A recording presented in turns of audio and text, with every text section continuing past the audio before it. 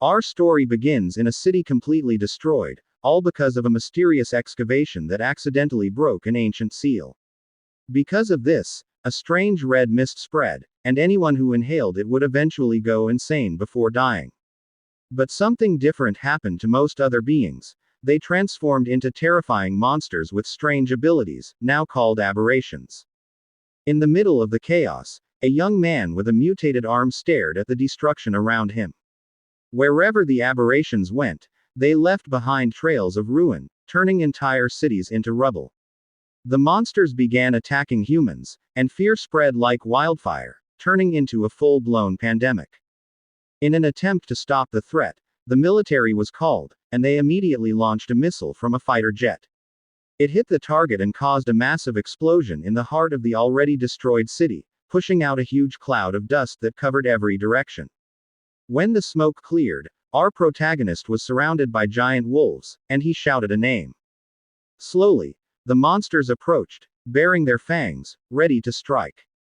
Realizing the situation, the young man's eyes lit up red, and he shouted the name again, Xiao Shui, where are you?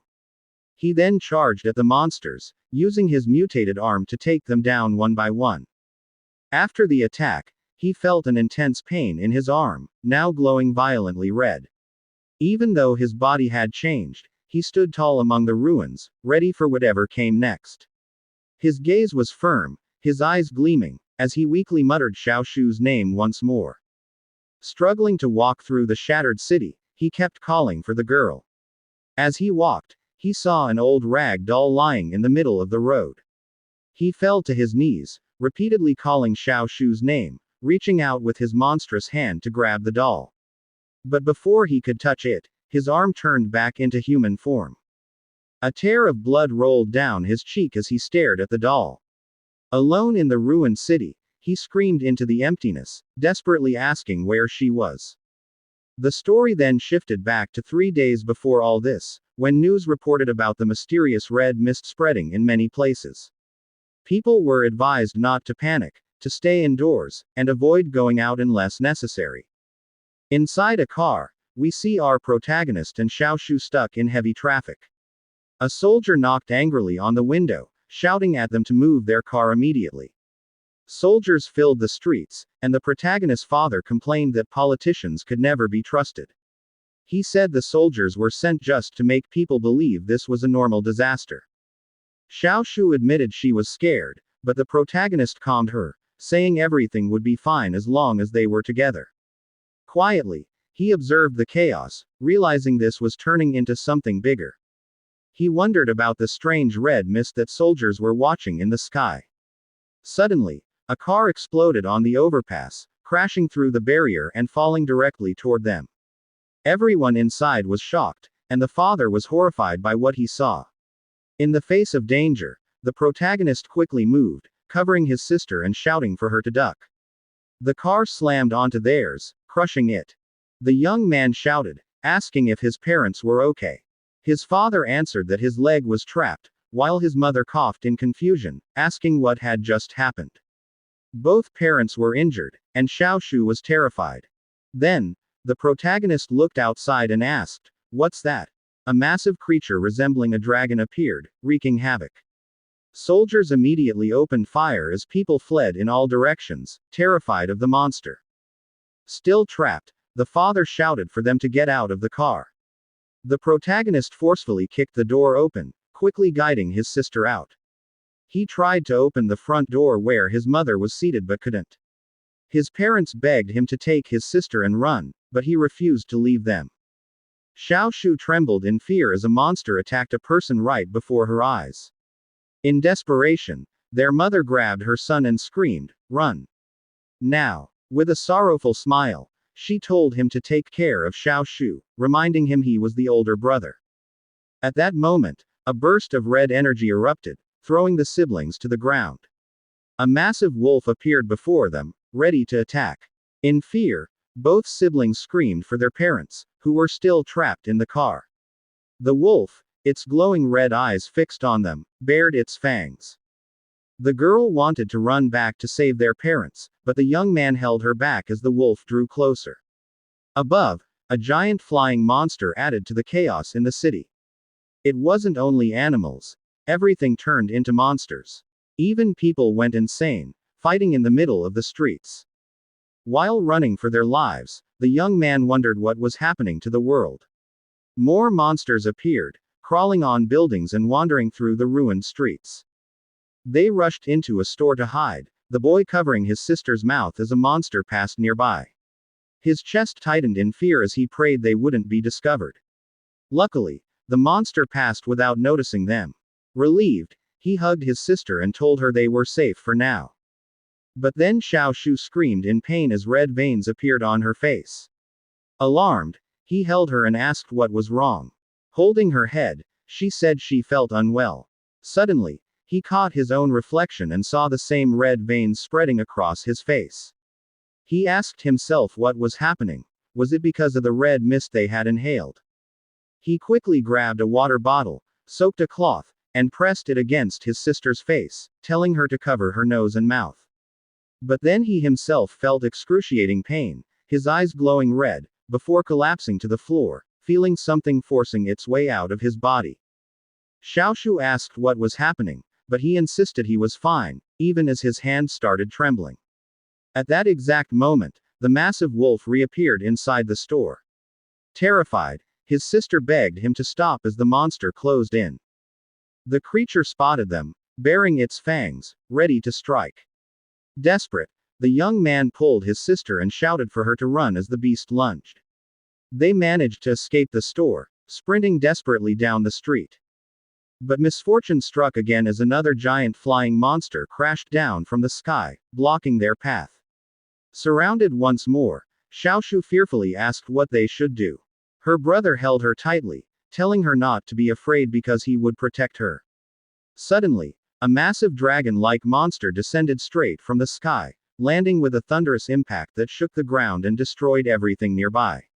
Seeing no way out, the young man asked if this was where they would die. Our protagonist dragged his sister back inside to save her, but she hesitated to follow. Inside, he picked up a piece of wood and said that it was too dangerous outside and this was their only chance. With intense anger on his face, the young man prepared to confront the monster chasing them. He charged forward and struck it with all his strength using the wood, but it shattered immediately. The creature was barely affected and now glared at him with burning rage. Seizing the moment, the monster lunged and grabbed our protagonist, who struggled desperately to defend himself. Suddenly, an arrow struck the monster's eye, startling him. From a distance, Xiao Shu asked if her brother was all right and said she would help him somehow. The monster, enraged by the injury, launched a furious attack directly at Xiao Shu, making the protagonist shout for his sister to run. The girl started running for her life while he pleaded with her not to look back. Severely injured, he began coughing and spitting blood. In that instant, he felt as if his body was being torn apart in agony, asking why this was happening now of all times. Meanwhile, the wolf had caught up to Xiao Shu, who stumbled and fell to the ground, screaming in fear. Just before it could bite her, the young man's arm began to mutate. He shouted his sister's name, grabbed a wall, and hurled it powerfully at the beast, pinning it underneath. In a flash, he reached the monster, his eyes glowing with red light as he stood above it, holding a weapon. Overcome with rage, he stabbed its head repeatedly, screaming for it to disappear. Xiao Shu watched, terrified and confused by the horrifying sight. She rushed to hug him from behind, begging him to stop. Hearing her pleas, the young man slowly calmed down and returned to normal. He remembered his mother's last desperate words, telling him to run. Even while injured, his parents smiled at him, entrusting him with the care of his sister as the eldest. The memory of happier times resurfaced, of his parents saying they had to survive no matter what. Back in the present, the protagonist returned to his human form and called out his sister's name. Xiao Shu, with tears in her eyes, worried for her brother. He smiled and apologized for making her worry, asking if she was okay. But before she could answer, a massive monster appeared in the reflection of the window behind them. It smashed through the wall, forcing him to shield his sister in his arms. A gigantic bird-like monster screeched menacingly at the siblings. Our protagonist prepared to fight and called it an ugly bird. He shouted for it to stay away from his sister and bravely charged forward with his staff. With a powerful strike, he managed to push the beast back. After the attack, he told Xiaoshu to hide, saying he would handle the monsters. He explained that the largest one of all was watching them, and he needed to lure it away. Terrified, Xiaoshu clung to him, begging him not to go, afraid he might lose control again. He calmed her with a gentle pat on the head, promising he wouldn't lose himself this time. Holding her tightly, he asked her to just wait and assured her he would come back. Xiaoshu made him promise to return safely. He smiled confidently and said he would definitely come back for her. As he ran off to lure the monsters away, he thought that perhaps hunting and absorbing the creatures' energy could make him stronger. So, with determination, he confronted a new monster, believing he could gain the power he needed to protect his family. He shouted for it to fall while staring with fierce resolve. But the giant ignored him, and instead, several wolves surrounded him. He complained that it wouldn't even bother to fight him directly. Furious, he prepared for battle, declaring he would carve his own path to the boss. He fought the wolves fiercely, landing a heavy strike with his staff. But one of them bit into his arm, enraging him. His arm transformed again, and he tore the wolf apart, shouting for them all to vanish. With a twisted grin, he wondered if this was what power felt like, and said it felt incredible. In the sky, an old warplane suddenly appeared, flying straight toward the giant monster. Noticing it, the creatures quickly retreated from the young man, which confused him. Looking at his mutated arm, he questioned what was happening to him. But then the warplane launched a missile directly at him. Alarmed, Xiaoshu emerged from her hiding spot, but he desperately shouted for her to stay back. The missile struck the ground, triggering a massive explosion that destroyed everything nearby. The warplane flew overhead as someone said there was still a survivor. Soldiers arrived but decided to abandon the protagonist, claiming he was infected, and took only Xiaoshu with them. One of the soldiers grabbed the girl and rushed her away. Left behind, our young man lay helpless on the ground, stretching his hand out and calling his sister's name as he was left behind. Surrounded by raging flames, there was sadness and resentment on Xiaoshu's face as she asked her brother a painful question: why didn't he save her? Why didn't he come for her? Meanwhile, the young man desperately shouted his sister's name. In the fire of the nightmare engulfing him, the form of his transformed arm could be seen. And then, our protagonist suddenly woke up, gasping for breath and drenched in sweat from the terrifying nightmare. Holding his head, he cursed, realizing that the same nightmare had returned again, and wondered where his sister was now, since it had already been half a year. Fortunately, his secret was still safe. He stood up, took his things for work, and recalled all the shelters he had searched. Yet he did not find a single trace of Xiaoshu. Because of this, he joined the border patrol, hoping it would be easier for him to search. Now, the base of Chishi City was shown, a place that had clearly lost its former glory, now ruined and broken. There, he was greeted by the captain, Jia Jun, and immediately apologized for being late to his shift. But the captain had no patience. He kicked him hard and called him a useless rookie. He was ordered to climb the watchtower and was threatened not to make mistakes. From above, our protagonist saw the whole city and the red mist that had destroyed it 6 months ago. He stared at the tower, wondering if the monster he once saw was still there. While smoking a cigarette, the captain said that if the special unit couldn't handle that thing, then there was nothing they could do. A soldier mentioned that the special unit was famous, but the captain only laughed, doubting if it was even possible for them to fail. Another soldier said that the unit had already killed countless aberrations since then. Meanwhile, our protagonist grew irritated by the smell of the red mist, which seemed to make the monsters even fiercer. Then he noticed something strange: the crimson mist was moving abnormally. And then he realized that something was approaching, and it was moving fast. One of the soldiers quickly gave a warning, but the captain only silenced him. The soldier insisted on explaining why the mist seemed to be heading directly toward them. The captain's eyes widened when he saw that the special response unit itself was running away, fleeing for their lives. The soldiers asked what was happening, but the captain shouted for them to retreat immediately. Suddenly, one of them was struck, and the captain panicked, shouting for everyone to fall back. But then a sharp claw suddenly grabbed the captain, making him scream in fear. From the darkness, a giant monster emerged, and the captain thought that this was the end for him. From the tower, our protagonist heard the desperate screams as everyone struggled to escape. Amidst the chaos, he decided to jump down from above to help. At that moment, a bolt of lightning struck the ground, right in front of the giant creature. Our protagonist used his transformed arm and brought down one monster. But a much larger aberration appeared immediately, intending to swallow him whole. Yet he was fast. He struck a powerful blow and cut off the monster's head, adding to his count.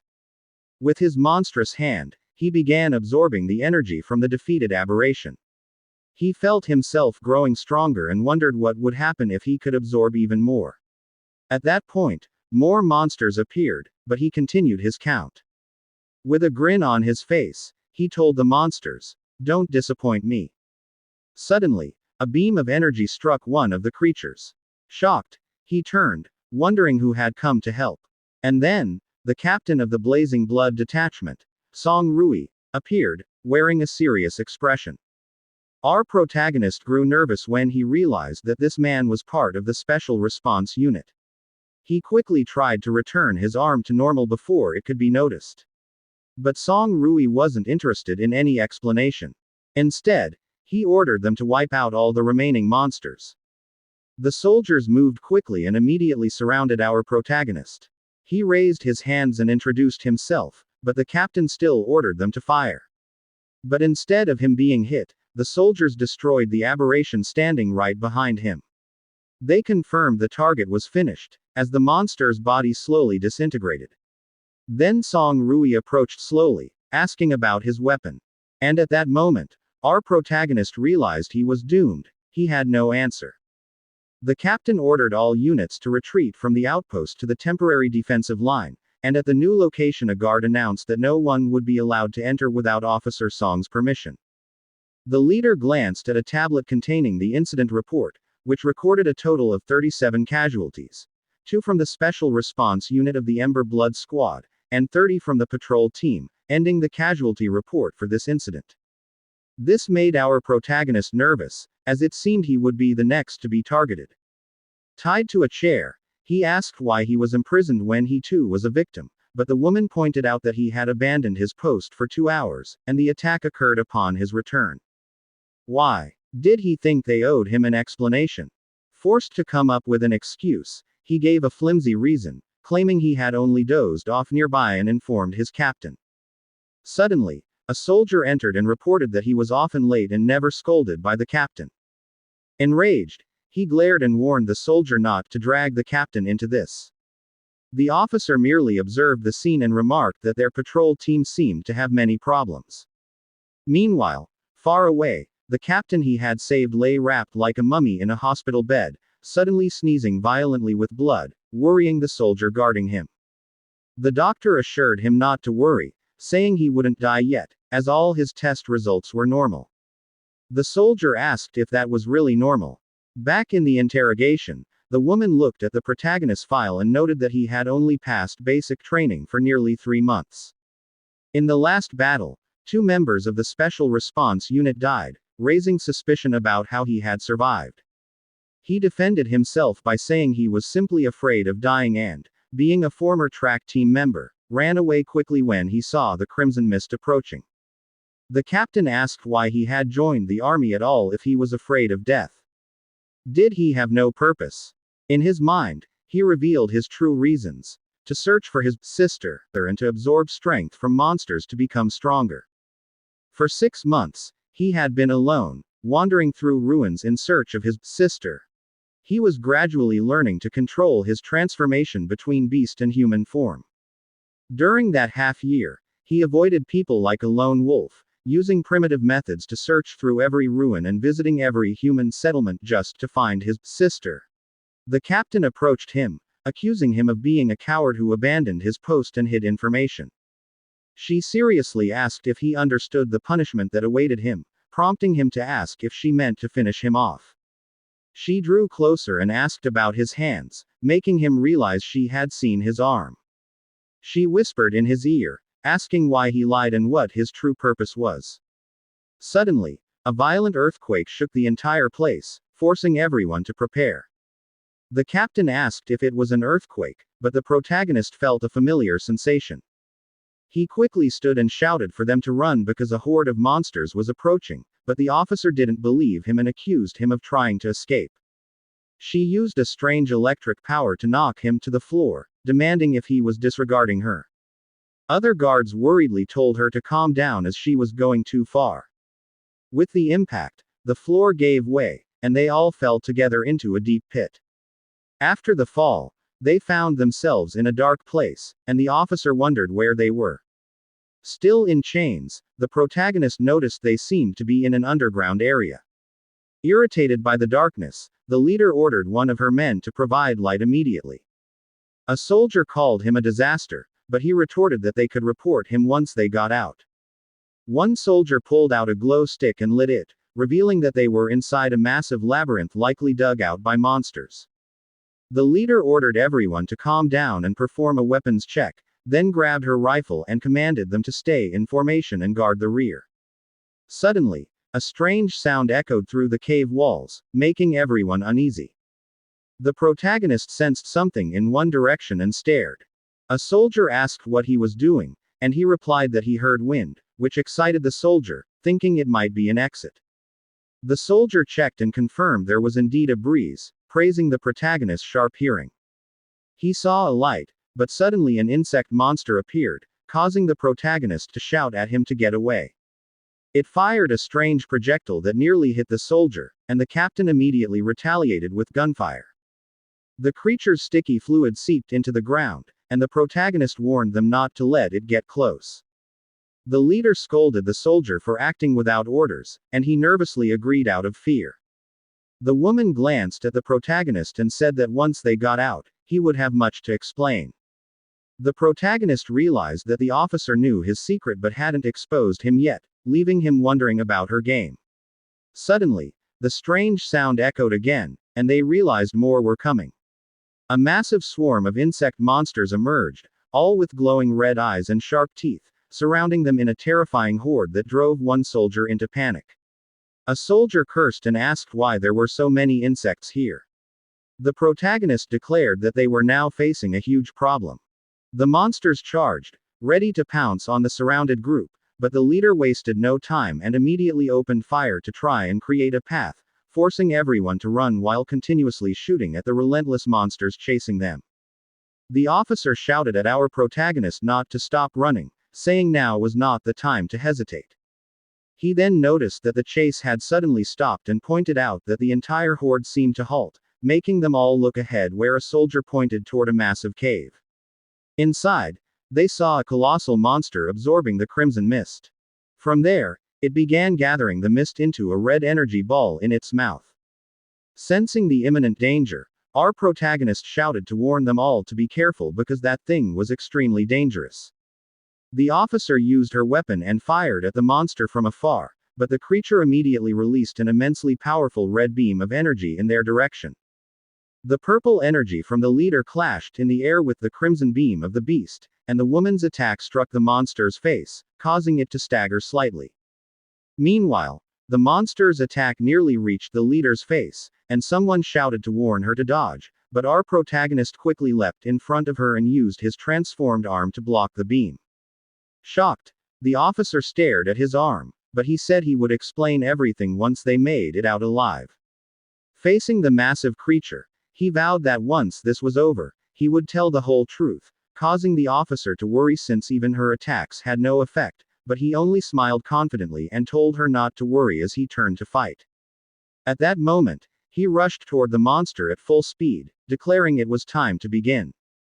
He thought the monster was also of dominator class like him, while a screen displayed the monster ranks.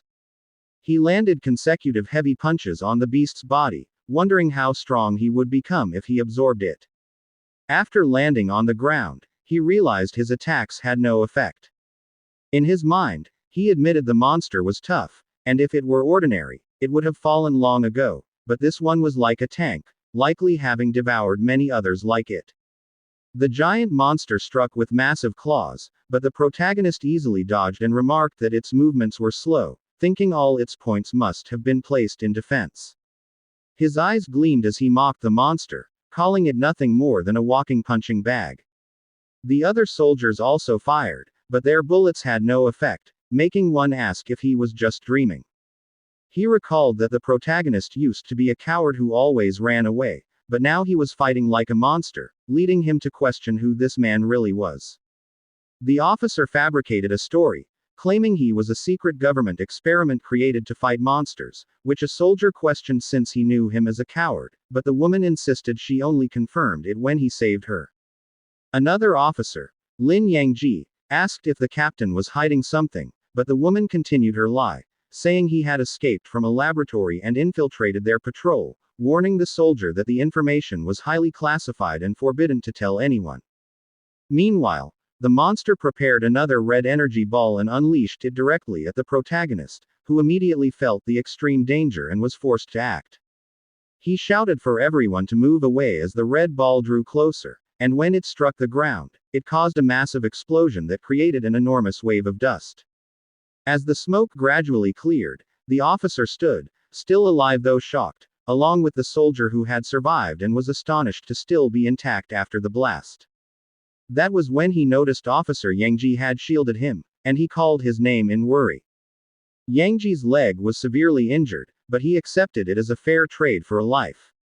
The wounded officer said he didn't become a soldier just to fight monsters but to protect humanity, and that he would never abandon his comrades.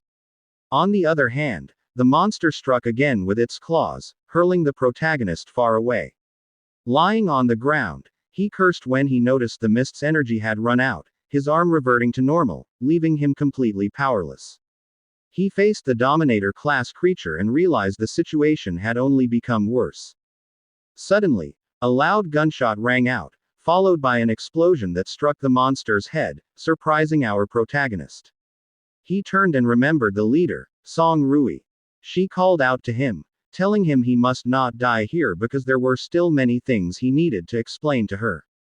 After being hit by the purple beam, the monster only stared at the woman and seemed to laugh.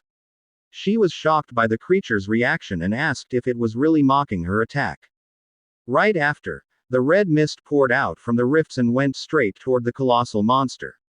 The leader realized it was restoring its strength and healing all its wounds.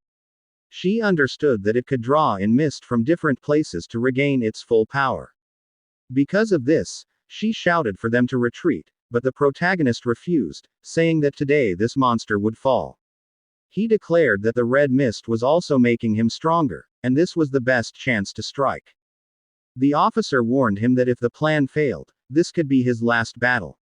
But he answered that he had already faced death many times, so what was one more? At that point, she agreed and said they only had one chance. She would unleash all her power to shatter the armor on the monster's head, and it was the protagonist's duty to destroy its brain. The leader aimed at the monster's head, preparing for her strongest attack. Then she released all her power while our protagonist charged in for the final strike. The blast hit directly, breaking the protection on the monster's head and opening the chance he needed. He seized it, leaping to strike the monster's weak point. Along with a furious roar, he unleashed a flurry of attacks. His strikes pierced through its skull, causing green blood to spurt out. From afar, the officer watched the scene, wondering if they had finally won. But suddenly, energy burst out and hurled the protagonist away with overwhelming force. The monster's body began to dissolve, and the woman screamed his name in worry. She ran to help him and found him lying unconscious, injured after the battle. While checking his pocket, she found something and wondered what it was. The officer picked up a photograph, while in the unconscious protagonist's other hand was a crystal. Suddenly, a sharp object pierced into his palm and began fusing with his body. In his mind, he asked where he was and why he couldn't control his body. Then he realized he had become a monster and questioned if this was his life flashing before his eyes. All of a sudden, a structure resembling DNA glowed intensely, though he could not understand why. Now, the crystal was embedded in his chest, and he realized he could move again. When he opened his eyes, he felt something strange in his chest. He recognized it as the monster's crystal and wondered how it ended up inside his body. The stone in his chest began absorbing the red mist again. He understood that the crystal could store the mist, and because of this, he would no longer lose control. This way, he could absorb other monsters to evolve without the fear of rampaging. However, there was a limit to the newly formed crystal, and it was absorbing the red mist excessively. The protagonist realized that at the rate it was being absorbed, the thing inside his chest could explode. He remembered the giant beetle that had used enormous amounts of mist and decided to let the crystal take it all in. The scene shifted, showing our protagonist lying on a hospital bed, surrounded by red energy. His eyes glowed red as he struggled to control all the power. He sat up and shouted while concentrating the red mist into an energy ball in his hand. At that moment, the officer entered the room and saw him holding that ball, calling his name and asking what he was trying to do. Then he hurled the energy ball toward the leader and shouted for her to get away immediately. At that moment, the energy ball exploded outside the building with devastating force. The scene returned to 5 minutes earlier at the hospital, where the group was resting after the recent battle. A soldier approached the captain and mentioned Deputy Lin's leg, but she assured him it was fine. In his room, Deputy Lin asked what the truth really was about our protagonist. The officer replied that the case of our protagonist was highly confidential and advised him to focus on his own recovery. She also told him that she had already requested his transfer to the logistics department so he could rest. She informed him that she would faithfully report everything to his father, Chief Song Lien. Deputy Lin pressed further, but she immediately cut the communication and ordered him not to go anywhere. Moments later, as she walked down the hallway, she asked a guard where our protagonist was. The soldier informed her he was in room 314, and she was escorted there right away.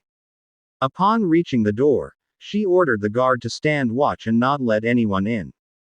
When she opened the door, she found our protagonist holding a red energy ball.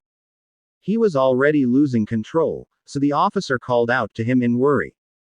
But our protagonist shouted for her to get away and immediately hurled the ball in her direction. She quickly ducked to avoid the attack that flew past at incredible speed. The energy ball exploded outside the room, nearly hitting the guard. The blast shot into the air and struck 3 abandoned buildings nearby, completely destroying them in its path. From his room, Deputy Lin saw the destruction and wondered how the captain would cover up the incident. Meanwhile, the poor guard collapsed in fear, trembling as he muttered that he was always unlucky, begging for help since he didn't want to die yet. The officer recognized the beetle's attack and asked how our protagonist was able to use its ability. With a serious look, she turned to him and said he had a lot of explaining to do.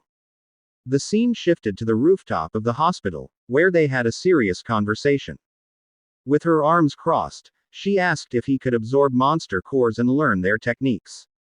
Our protagonist explained that he could absorb and store the red mist, and the crystal in his chest would automatically adjust.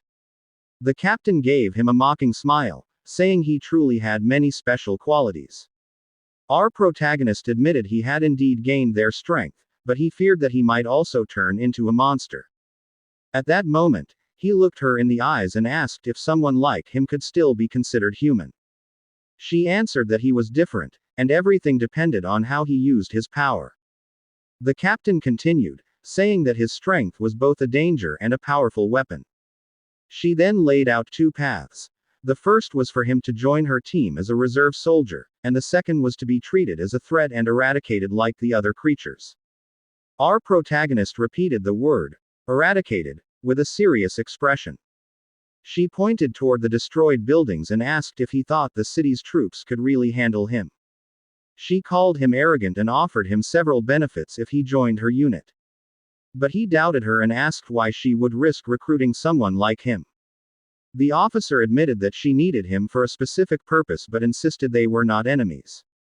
She gave him a mysterious look, as if still hiding something from him. Then she handed him something, saying he could treat it as a deal. When he saw it, our protagonist was shocked. It was a photo of him and his younger sister.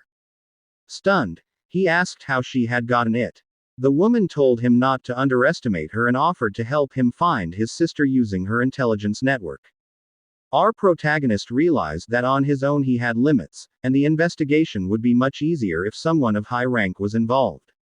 He accepted the deal but stated that since she was desperate to have him, he had one condition.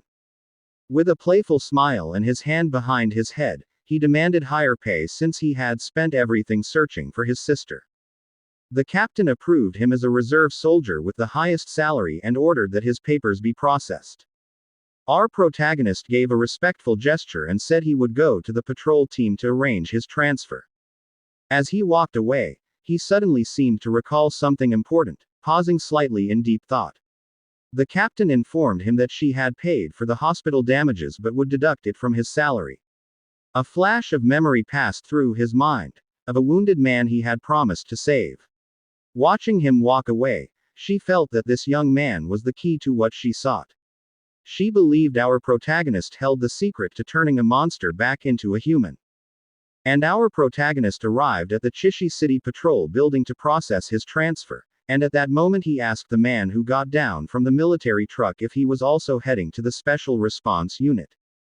The man introduced himself as a trusted aide of Captain Song and Deputy Lin and said that they should work together since both of them were praised by their respective captains, but our protagonist tried to recall the boy's name and realized he had never paid attention to him. Suddenly he waved to someone, excitedly saying that Captain Jia was fine and had recovered, so our protagonist looked in the direction he was pointing and saw the captain surrounded by several soldiers. A big thug immediately mocked Captain Jia, reminding him that he was attacked just because of a woman. This was Zhang Shi, who instantly kicked him and called him a government beggar. Yan Hao could not stand that cowardly act and quickly rushed forward, but he was easily defeated and thrown to the ground. Zhang Shi grabbed Jia by the jaw and threatened him, forcing him to kneel and lick his shoes, while warning that if Jia did not obey, he would break the young man's arm so he would need crutches. The wounded captain trembled with rage and humiliation and was about to kneel little by little to protect his comrade, but our protagonist stopped him and said there was no need to kneel.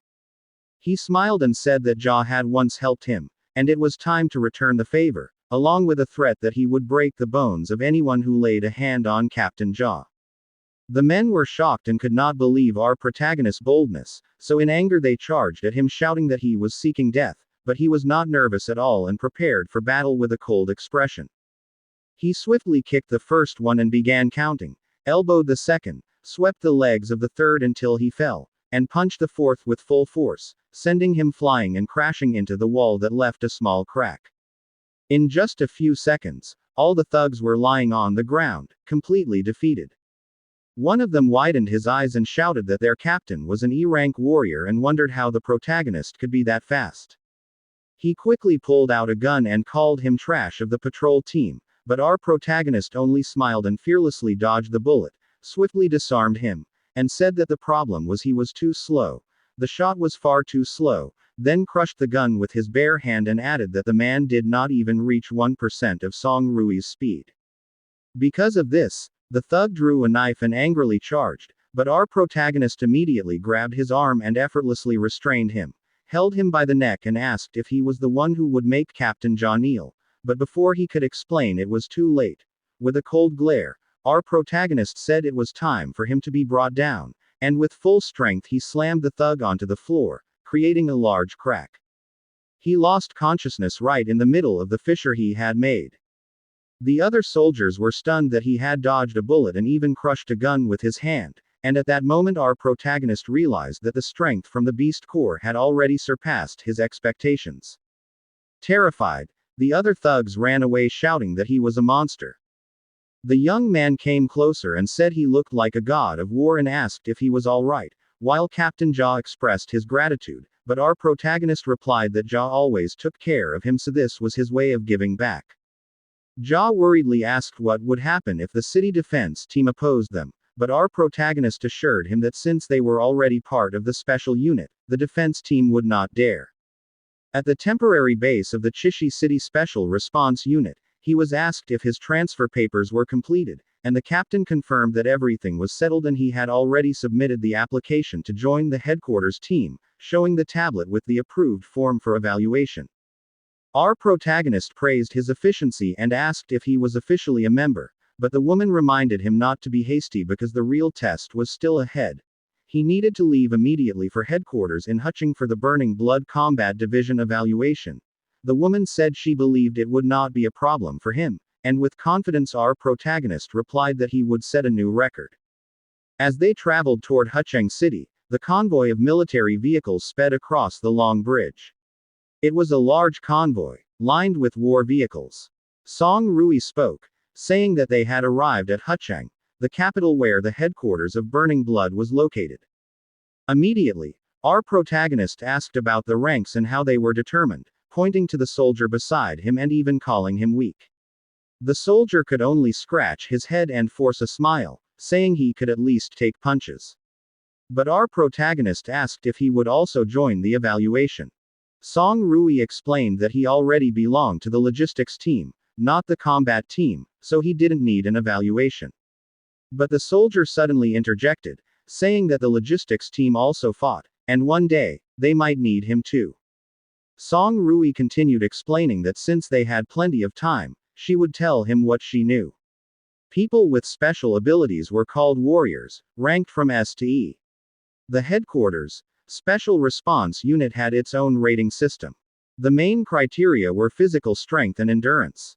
Likewise, the monsters they fought were divided into 5 levels based on the danger they posed.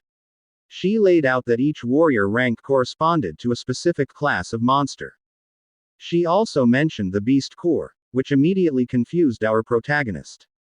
Yan Hao explained that humans only awaken special abilities when interacting with a Beast Core. He added that talent, luck, and physical condition affected affinity, and if it was high, one could gain multiple abilities. But if you absorbed only a single core, you could only reach rank E. Suddenly, the vehicle stopped. A guard blocked the convoy and said the road was closed, forcing them to turn. Song Rui grew annoyed and asked why they were blocking the special response unit. On the side, a luxurious car with a strange symbol on its door caught the captain's attention. She wondered why someone from the Green Vine group was there and felt uneasy. An hour later, they finally arrived at the evaluation site of Burning Blood, where many new recruits had already gathered. The head examiner, Lin Yongxin, came out and introduced himself. He declared that no matter what their pasts were, here they had to follow the rules. He strictly warned that he would not tolerate cheating, and the weak would surely not pass. He then announced that the first test was the physical assessment and signaled everyone to begin. In the first part, our protagonist ran 100 meters while carrying 50 kilos, finishing in just 5.10 seconds. In the strength test with electromagnetic dumbbells, other recruits struggled to lift the weight, but he effortlessly raised 500 kilos with one hand, shocking everyone. Next came the striking power test. With a powerful punch to the machine that measured force, his blow was so strong it broke the machine, which only displayed an error message, unable to calculate the result. 10 minutes later, he approached the examiner and said he had completed all the challenges. The examiner confirmed it and announced that our protagonist's total score was 198. All the recruits were stunned, as the previous highest record was only 140. Some doubted him and asked if he had cheated. One staff member even reminded instructor Lin that the record for newcomers was just 140. At that moment, Zheng Jin, the captain's brother from Chishi, suddenly appeared, saying he didn't believe our protagonist's results. The examiner grew annoyed, saying he had personally supervised the test and even had a recording, asking if Zheng Jin was accusing him. Zheng Jin backed down, pretending he was only curious, but his smile hinted at ulterior motives. He even approached our protagonist and asked if he was Yan Hao from the Chishi City Patrol team. He claimed he only wanted to greet him since they were from the same place. But in his mind, He still vividly remembered his brother's humiliation and vowed to make our protagonist pay tenfold. Quietly, our protagonist observed him leave, pondering his comment about them being from the same city. The examiner then explained further, introducing Jung Jin as one of the rich sons from the Chishi defense team, and asked if he knew him. Our protagonist replied no. At that moment, he fully realized how rotten the city's entire defense system was. Finally, the examiner announced the results of the physical test, listing the ranks of several recruits, and declared that the first place went to Yan Hao, who scored 198 points. A blonde-haired woman smiled, thinking she had only come to the assessment for fun, but she couldn't believe there was such a strong newcomer this year. She grew interested in our protagonist and decided she would study how to get closer to him. Her name was Jin Ying, a senior researcher of the Technical Intelligence Bureau. Inside a dorm room, we see Jung Jin alone, sitting with a tablet in front of him where he is speaking to someone. Annoyed, he said that he should have gotten first place in the previous test. Angrily, he complained that two monsters suddenly appeared and ruined his plan. The person on the tablet shouted at him, saying that if he weren't the brother of the dog from the Green Vine group, would he even be qualified for the assessment? He was warned that he had only one chance, so he should not waste it. With a serious face, he clenched his fist tightly and decided he must get into the burning blood core, for the sake of his brother. The scene shifted to the Beast Core testing station, where the recruits were lined up, including our protagonist. The instructor explained how the next test would proceed. Each one must wear a special wrist guard and then insert the core. Once activated, the device would light up and the evaluation would begin. The instructor warned that if the affinity result fell below 40%, it would be an automatic failure.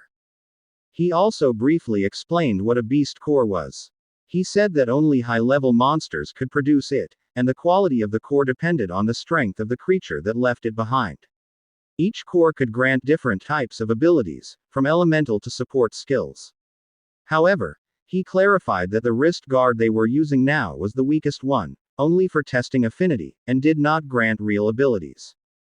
After the explanation, the instructor seriously announced that the affinity test would begin. The first recruit stepped up and took the test. Unfortunately, the result was only 39%. He collapsed to the ground in despair, shouting that he had even placed fifth in the physical test, so he could not understand why he failed. Next came another candidate who got 56%. The man shouted with joy, almost crying with happiness that he could now join the Blazing Blood. After that, Jung Jin's name was called. He walked to the testing platform, his red eyes gleaming. He took the core, put on the wrist guard, and inserted the gem into the device. With an angry expression, he shouted at the core to obey him. From his body spread a red aura. The result came out. 60% affinity. That meant he was a D-rank warrior. The other recruits were shocked because the highest until then had only been 56%. With an arrogant grin, he called everyone trash, proudly declaring that he was the strongest among them all. Meanwhile, our protagonist calmly observed Jung Jin as he walked away. Soon after, Jin Ying approached. She asked him if he was from Chishi City. How could that be, since she had never heard of someone strong like him before? She introduced herself as the know-it-all of the intelligence agency. She even praised him, saying it was impressive that he had slipped past their radar. She directly asked him about the incident of the crimson fog that had spread in Chishi City the other day.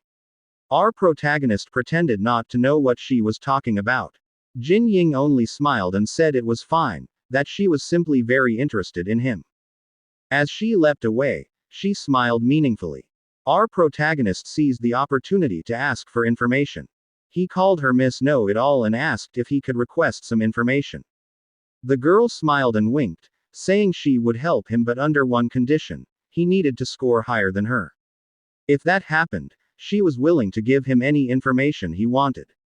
Just then, the instructor called the girl's name for her turn. She walked to the platform energetically, her confidence evident. When she reached the center, she asked everyone to pay close attention to what she was about to do. She even boasted that she, as a woman, would break Zhang Jin's record. When the protagonist heard this, he wondered if she really was that strong. But beside him, Zhang Jin smirked and called Jin Ying a pathetic clown. The girl only smiled, pointed at herself as if declaring she was the best, put on the wrist guard, twirled the core slightly in the air, and quickly placed it into the wrist. Then, with boldness, she declared for them to watch her. The result came out. 78% affinity. Everyone was shocked. The recruits could not believe it, while the girl, smiling with a thumbs up, was overjoyed at her victory. She surpassed Zhang Jin's record and even proudly mocked him. On the side, Zhang Jin seethed with rage, unable to accept what had happened. After that, the instructor called the final candidate, our protagonist. The girl immediately teased him, asking if he could feel the pressure. In our protagonist's mind, he realized she was not bluffing, she truly was strong. He walked to the platform calmly, thinking to himself that they should just watch. He knew he needed to win here to get information about Xiao Shu. He remembered what Song Rui had said, that his rank would not be lower than C. He also noticed that the core he held was black, the same as the one he had absorbed before. With a confident smile, he put on the wrist guard and activated the device. He raised his arm, ready to see his true potential. The first result appeared. C rank warrior. The recruits were stunned. One of them even commented that that level was already fit for a squad leader. But suddenly, the display on the screen changed. It showed a system error. Everyone was confused, as it had never happened before. And to everyone's shock, the final result appeared. 0% affinity. Everyone was stunned, especially our protagonist. He could not understand what had happened.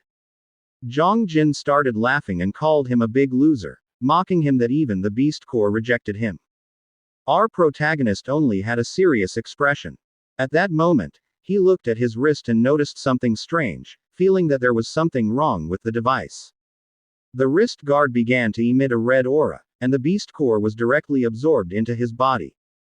His eyes flashed red as he realized what was happening. His body was forcibly absorbing the core. The blonde woman ran to the computer, unable to believe the result. She shouted that this had never happened before, the lowest they had seen in the past was 1%. But with a smile full of joy, she said she needed to record it, adding that her old man would surely be happy with the news. Meanwhile, Zhang Jin smirked maliciously from the side. It seemed that he had also noticed the strange occurrence with the beast core. He told the instructor that the core had disappeared from the hands of our protagonist, shouting that Yan Hao had stolen the test item. The instructor angrily shouted that the test had malfunctioned and demanded to see the equipment. He ordered our protagonist to raise his hand for inspection. The man was shocked when he saw the wrist guard was empty. He asked where the beast core that should have been there had gone. With hesitation on his face, our protagonist raised his hand and said he had no idea what happened and that the situation was very strange. In his mind, he knew he needed to come up with an excuse quickly, or else he might become an experiment. He decided to gamble everything and pretend that the ongoing transformation was an ability from the core that had vanished. Suddenly, red energy burst from his body, and his arm transformed into a terrifying beast claw. Zhang's eyes widened in disbelief. He asked what kind of thing that was. The instructor immediately drew a knife glowing with purple energy, shouting for everyone to step back and enter high alert due to the transformation. But Jin Ying only grew more excited, her eyes sparkling as she asked if this was what they called beastification. While the instructor remained on guard, he ordered everyone to retreat. Meanwhile, Zhang Jin wondered in his mind if this was truly beastification and if he had been infected. The instructor quickly analyzed the situation, thinking the only option was to take him down. But Jin Ying shouted and tried to speak to our protagonist, calling his name and asking if he could still hear her. Our protagonist turned to her, clearly still in his right mind, and asked what the problem was. The instructor was shocked that he had not lost himself. The man asked if he really had not gone insane. The young man returned to his normal form and made up a story, saying it was an ability from the core that had entered his body on its own. Jin Ying happily grabbed his arm and said he was not insane, but instead had a transformation ability. The instructor smiled and said he was very lucky, explaining that the ability to return from transformation was an extremely rare power. Our protagonist asked who the woman really was and how she knew such things. The woman posed, winked, and said she had told him before. She was just a simple know-it-all, smiling all the while. The instructor then introduced her as Jin Ying, a blazing blood candidate for this term, and that her father was the head of the Technical Intelligence Bureau, the senior general Jin Ancheng, who oversaw the buying tech department. Jin Ying became annoyed with instructor Lin and shouted at him that such information was classified, saying he had completely ruined her mysterious aura. The instructor smiled and said the game was over. He reached out his hand and ordered our protagonist to hand over the core. With an awkward expression, our protagonist scratched his head and explained that it was not because he did not want to give it, but because it was now attached to his body and could not be removed. Zhang Jin's eyes widened in frustration, unable to believe that the beast core had really entered his body. He thought to himself that our protagonist was a perfect test subject and that he needed to report this to their group. The scene shifted to a sign reading, Radiology Room. Our protagonist was being prepared to undergo examinations to understand what had happened. Inside the room, he lay on the scanning machine. The doctors were shocked at the results on the monitor. They saw that the core had fully fused into his body and could no longer be removed. At that moment, Jin Ying arrived with her father. One of the doctors asked Director Jin for his opinion. The director replied that the young man should be carefully studied, as he was sure he still held many secrets. Shortly after, two men in uniform entered the room. One of them asked the director about the situation and the origin of our protagonist. The director smiled oddly and complained about the blazing blood corpse policy, calling it ridiculous that they still followed the 40% affinity rule. But he was interrupted by the white-haired man, who told him to cut the drama and ordered him to explain what was happening. This man was Song Lian, chief of the general staff of the Special Response Unit. The director explained that he had led the team that created the machine, so he was more certain than anyone that the zero result was not true. His daughter pulled him, scolded him, and told him to reveal the truth because the suspense was getting boring. With a somewhat mad smile, he revealed that the machine was simply broken. He added that the affinity of our protagonist had never been seen before, saying that the young man had surpassed the theoretical maximum of 100%. Upon hearing this, Song Lian's expression turned serious. He immediately called for the instructor and ordered him to follow him out of the room. Meanwhile, our protagonist was still lying inside the machine. He noticed that the core in his chest was changing from black to red. He remembered that absorbing a strong core earlier had activated the crystal. This time, even a weak core further strengthened the thing inside his body. The purity of the crystal increased and turned bright red. The total storage capacity of the crimson fog rose. The efficiency of absorbing crimson fog also increased. In other words, the stronger the beast, the greater the chance he could absorb them. He realized that he could evolve endlessly if he continued like this. The scene shifts to the headquarters of the Special Response Unit, Blazing Blood. Song Rui angrily says that he is the one who brought the protagonist here. He asks what the problem is if he joins his squad. His father calmly replies, telling him to fix his status and his tone. Then he asks if he has been playing too much and giving attention to AC rank rookie. Song Rui explains that he promised to include him in his group. He says not to make him a soldier who does not keep his promises. His father answers, a soldier's word is for the country, not for one person. He adds that the protagonist is already a member of the Yongxin team, and that cannot be changed.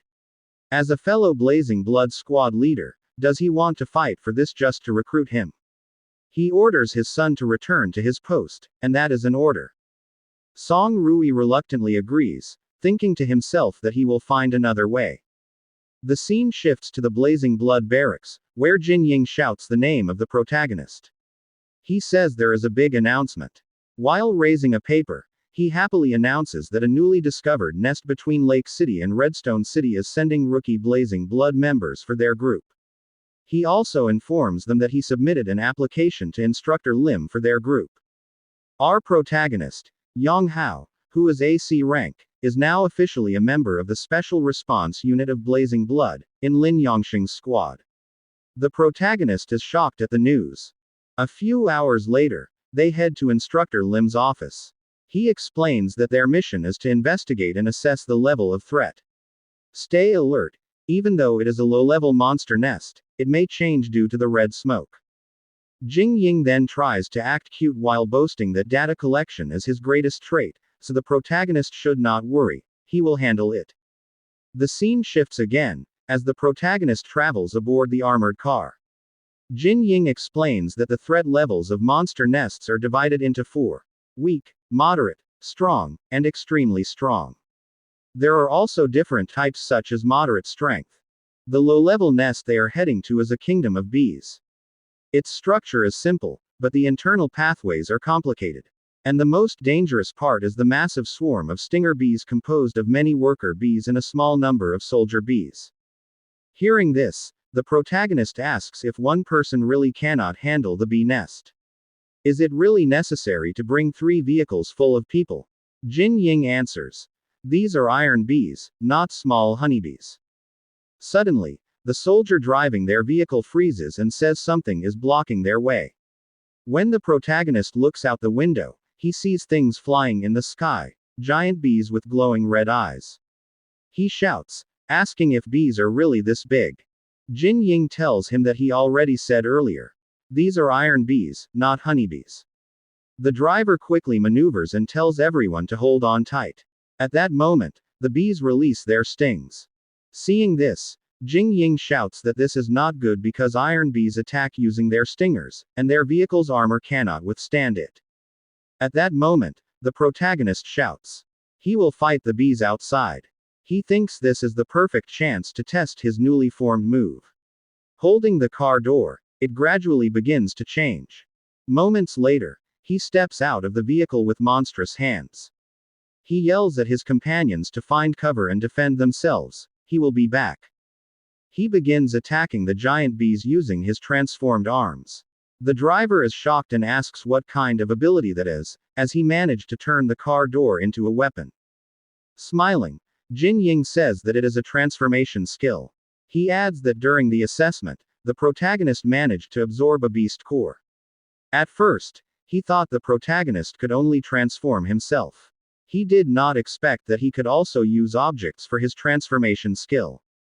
This means he can turn anything into a weapon. He takes out his notepad, saying this is astonishing and that he must record the battle data. He needs to study it when they return. As the protagonist continues fighting, suddenly a green light shoots directly at him. It pierces through his created weapon, and he wonders what that green thing was that broke through. He realizes that attack is stronger than an iron bee's stinger, capable of breaking his defense. Without hesitation, he shouts to his companions that there are more enemies. He does not know where the attack came from. He warns Jing Ying and the others again to be careful and find a safe hiding spot. The group hides beside a large rock, but one soldier wearing fire protective gear opposes Jing Ying. Arrogantly, he says that iron bees are afraid of fire. Jing Ying warns him not to go out, but he still runs, until the green light strikes him. It directly hits the tank on his back, causing a huge explosion, and he burns alive. The protagonist continues battling the giant bees and asks Jing Ying where the green stings are coming from. Looking at his tablet, Jing Ying explains that it is from a hound-class queen bee. Its stinger has poison capable of piercing armor below C rank. The protagonist shouts in disbelief if such a monster really exists here. The one who investigated this area must have made a mistake because this is not a low-level nest.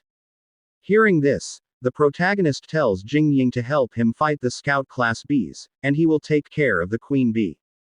Jing Ying immediately agrees. He releases a surge of energy from his body, gradually gathering it into his hands, then shouts, "Storm." He unleashes sharp winds that strike the monsters one by one, creating a path toward the queen. Seeing this, the protagonist's eyes glow blue. He thinks he has caught it now. A gigantic queen bee with 3 glowing red eyes appears before him. As his eyes shine, he removes the weapon attached to his hands and slowly wraps it like paper until it forms into a sharp spear. He raises it and tells himself that its shape will handle the rest. Then, he stomps the ground hard, shattering it, takes his stance, and hurls the spear surrounded by a crimson aura straight at the queen bee. The queen of the bees could no longer react to the attack and was immediately struck in the abdomen, the protagonist's weapon almost piercing through. When Jing Ying saw this, she could hardly believe that the protagonist had directly hit the queen's vital point. But it was still not completely defeated. Jing Ying even questioned how it gained such power, since it was only a hound class. She thought maybe it was not, but before she could finish her thought, she immediately shouted at the protagonist not to let it escape. However, the protagonist was already close to collapsing from exhaustion after his attack. As the bees escaped with their queen, Jing Ying shouted that the queen would evolve into an overlord class. The protagonist simply lay down and said to let it go, since he had no strength left. He also thought that if he did not obtain any crimson fog, his energy would be quickly depleted. He still needed to save enough energy for the bee queen. With her hands on her waist and smiling, Jing Ying asked the protagonist what he was doing. Was he trying to score low? She told him not to say he needed a girl like her to save him. The protagonist quickly got up and said he was not interested in little girls. Jing Ying became angry and asked who he was calling a little girl. Jing Ying handed him a chocolate bar and told him to eat it and rest for a while. But the protagonist refused and said he was not hungry. Suddenly, a group of soldiers arrived and asked if they were all right. The protagonist answered that they were fine. He added that they should clean up the area, set up a temporary defensive position, and report this immediately. Jing Ying then said she had already reported it. After they had set up, Jing Ying stood on top of the vehicle while watching the hive of the bees. Using a device that detected crimson fog, she said the readings were too low, so they could enter the hive if they wore protective suits. The protagonist then asked if they would not wait for backup. Jing Ying replied that the bee queen was already injured, so this was their chance to gather data and finish it. Moreover, the threat level of this mission had been raised from medium to high. If they could complete this mission above their current rank, imagine the benefits they would gain. The scene shifted to the Special Response Unit headquarters, inside the office of the Chief of Staff. Song Rui's father told the officer that the higher-ups were currently divided. It was not only their group that wanted to develop the protagonist into a high-tier asset. There was also a group of mad scientists who wanted to use him as a test subject. Since the protagonist was special, he ordered the officer not to take his eyes off him. Suddenly, the officer's transmission device rang. When Song Rui's father noticed it, he ordered him to attend to it immediately. The officer agreed. When he answered the call, he almost shouted in disbelief because the threat level of Yan Hao's group's mission had been raised from weak to strong. He even asked his caller if the protagonist and Jing Ying were already inside. When Song Rui's father heard this, he said that Jing Ying might be arrogant, but she was meticulous. She would not issue such a report so easily. He thought something strange was going on. Then, he ordered the officer to dispatch the nearest Blazing Blood unit as support, led by Song Rui, and mobilize them immediately. Their primary objective was to ensure the safety of Jing Ying and Yan Hao. Their secondary objective was to eliminate the beast hives. Suddenly, another officer appeared behind them and reported. The high-ranking officer asked Yongji if he was not supposed to still be in the hospital. Song Rui's father then asked Yongji if he had any objections to having his younger brother continue serving under Song Rui. He ordered him to report to Captain Song Rui immediately and serve as his assistant. He added that this was an order. Officer Lin agreed. Another officer then wondered and asked Song Rui's father if he had also arranged for this person to be assigned to Song Rui before. Song Rui's father did not answer and simply turned away, dismissing them. He thought to himself that he did not know why his son cared so much about the protagonist. But this was the only thing a father could do for his son. The story then returned to the place where the protagonist and Jing Ying were already wearing their protective suits. The protagonist thought that, as members of Blazing Blood, only he and Jingying had the ability to endure crimson fog even with protective combat suits. He expected it to be easy. Before they could enter the hive of bees surrounded by red mist, Jingying said that the energy readings on her device had not changed much. However, once the bee queen evolved into overlord class, clearing the hive would become extremely difficult. The protagonist suddenly ordered her to stop, and moments later, the enormous bee queen appeared, furious and with eyes almost blazing red. Jingying cursed at the sight, realizing that the mutated iron armor poison stinger queen had fully evolved. Judging by its size and the length of its stinger, it was already comparable to an overlord class. She even shouted that it had truly evolved. She wondered how this was possible, since the crimson fog concentration here was far too low to support rapid evolution. Moreover, it was not only the queen that had evolved, even the poisonous stinger bee class had become stronger. Jingying grew frustrated as she looked at her device, saying the crimson fog concentration here was really far below the threat level. She even wondered why her device was not detecting it. Suddenly, Jingying weakened, fell to her knees, and coughed.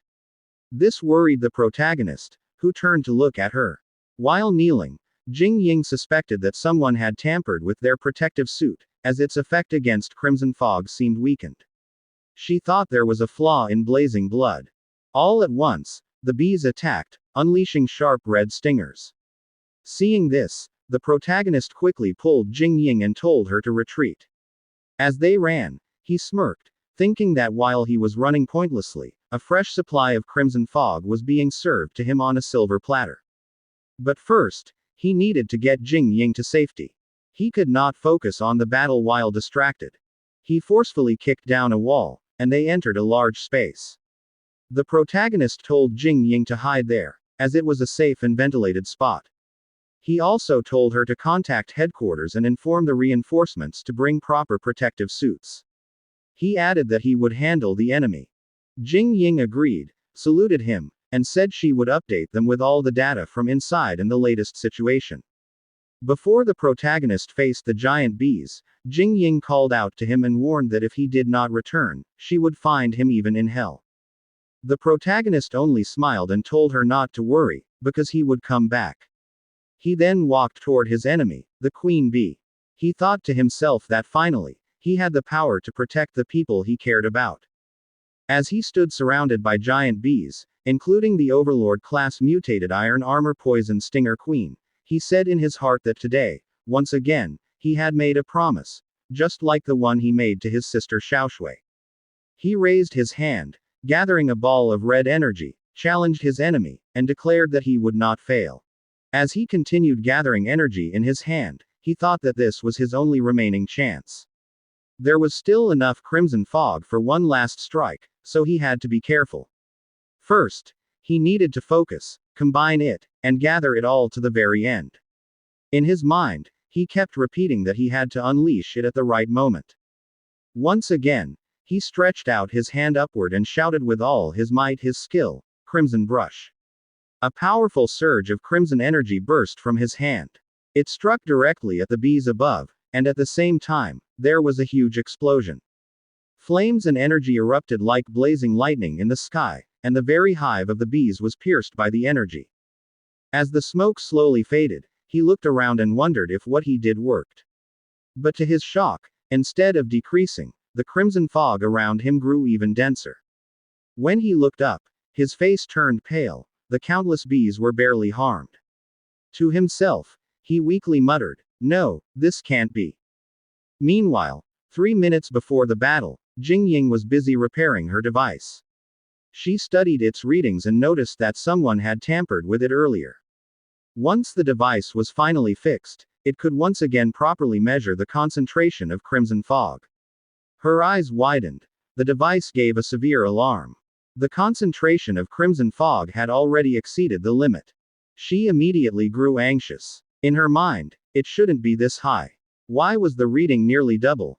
Before she could continue analyzing, a strong gust of wind suddenly hit around her. She moved closer to a small opening and saw where the noise was coming from. She saw a powerful explosion from outside. She thought to herself that this was bad. Because that explosion had definitely stirred the crimson fog, making it even denser. And if it became denser, the bee swarms would absorb it even faster. If that happened, even the weakest scout class would immediately evolve into stronger types like the hound class. Meanwhile, the protagonist was still fighting the bees. For every one he struck down, two replaced it. He cursed as his enemies kept multiplying. He could feel that even if he used all of the crimson fog, it was depleting faster than he could recover. At this rate, he would dry up and lose all strength if he continued. As Jing Ying observed, she watched the protagonist's neck. There, she noticed it, clear signs of crimson fog corruption. On top of that, it was obvious that his protective suit had been tampered with. The device continued to ring an alarm. Jing Ying grew restless. She thought that if this continued, the protagonist would lose control and be completely consumed by the crimson fog. Because of this, she quickly gathered energy in her hand. She told herself that she had to remove the crimson fog around the protagonist even if it stopped the fight. She released her skill, a wind pressure bullet aimed directly at the protagonist's position. Right after, she pointed her finger like pressing a button and shouted, "Detonate." The protagonist was startled. He suddenly noticed an energy orb appear right where he stood. Before he could react, he cursed. In his mind, he thought, "Who did this?" He was greatly dismayed because his source of energy was cut off. At the same moment, the bees attacked again. They released green spikes and fired them at him all at once. He immediately used his transformed arms to block them. But 4 spikes struck him. He instantly felt the effect. The poison carried a paralyzing effect. While he was momentarily distracted, suddenly an attack came from behind. He knew he couldn't dodge it. He thought this was the end. But before he was struck, a soldier suddenly appeared. The soldier took the blow for him, the attack piercing his back instead. The protagonist's eyes widened in recognition. "Professor Lin," he shouted. Furiously, Lin answered, "The battle isn't over. Focus." As the bees surged again, a burst of powerful violet energy suddenly erupted from another direction. One after another, bees fell. The protagonist looked and saw Song Rui. He immediately asked, "Why are you here?" Song Rui answered directly, "Headquarters ordered us to provide support." At the same time, he shouted to all the troops, "Clear out the insects." All the soldiers immediately responded. They rushed forward, wielding their fire-protected weapons. And there, the fierce counterattack against the bees began. Song Rui ordered his men in Group A to unleash super heat in the front to surprise the enemy. After that, he ordered Group B to cover with fire in the middle. He also told Lieutenant Lim to retreat. The protagonist retreated with them to regroup. Lieutenant Lim immediately responded and they ran back. Suddenly, the queen wasp prepared and the tip of its stinger began to glow. Moments later, it released a red laser beam directly toward the protagonist and Lieutenant Lim. Seeing this, a soldier shouted at the two. But Song Rui told them not to look back, not to stop, and to keep running while he prepared his weapon. He thought to himself if this was a Dominator class wasp. He had no other choice. He immediately released the energy he had gathered in his weapon and called it electromagnetic annihilation. His attack was wrapped in powerful lightning and directly struck the queen wasp's attack. Song Rui thought to himself that this technique generates a high-voltage electromagnetic field that can destroy and paralyze everything within its blast range. His attack managed to nullify the queen's attack. After the explosion, blue lightning spread and directly struck the queen wasp. A soldier shouted in awe after seeing their captain's attack and realized that this was the Dominator class queen wasp that Jing Ying had reported in his intel. Another soldier shouted that it looked like it was trying to escape. But Song Rui shouted that it was already paralyzed and could not escape. He ordered everyone to clean up the swarm and prioritize the rescue. Everyone immediately agreed. The protagonist glanced back slightly and said that he had no idea Song Rui was this strong. Lieutenant Lim said that back in Redstone City, he hadn't brought his battle equipment and combat armor, so this was probably not even his full strength. While the soldiers were busy burning the wasps, Song Rui approached the protagonist and asked where Jing Ying was. The protagonist quickly pointed to where she was. Suddenly, Jing Ying came out and called Song Rui, Ice Queen, angrily saying that 10 minutes more and she would have taken her corpse instead. Song Rui told her not to forget to get treatment and that she still owed her for the last time she had saved her. Lieutenant Lim said that their primary objective had been completed, the wounded had been rescued. He asked what the next orders were. Song Rui answered, eliminate the swarm and remove the threat of the nest. Meanwhile, while they were busy talking, the protagonist secretly slipped away behind them, thinking that he would use the opportunity to gather Crimson Fog energy again. The last Crimson Fog cannon blast hadn't finished off the Queen Wasp, so he needed to try again. He slowly absorbed the Crimson Fog around him and sighed as he felt it was almost completely filled. But suddenly, he froze and turned when he heard something. Even Song Rui's group could not believe what they saw. The Queen Wasp was not completely defeated and began gathering strength again. Jing Ying shouted that it was absorbing all the Crimson Fog in the nest, and added that it was evolving again. She couldn't believe it and asked if it had become an Overlord class.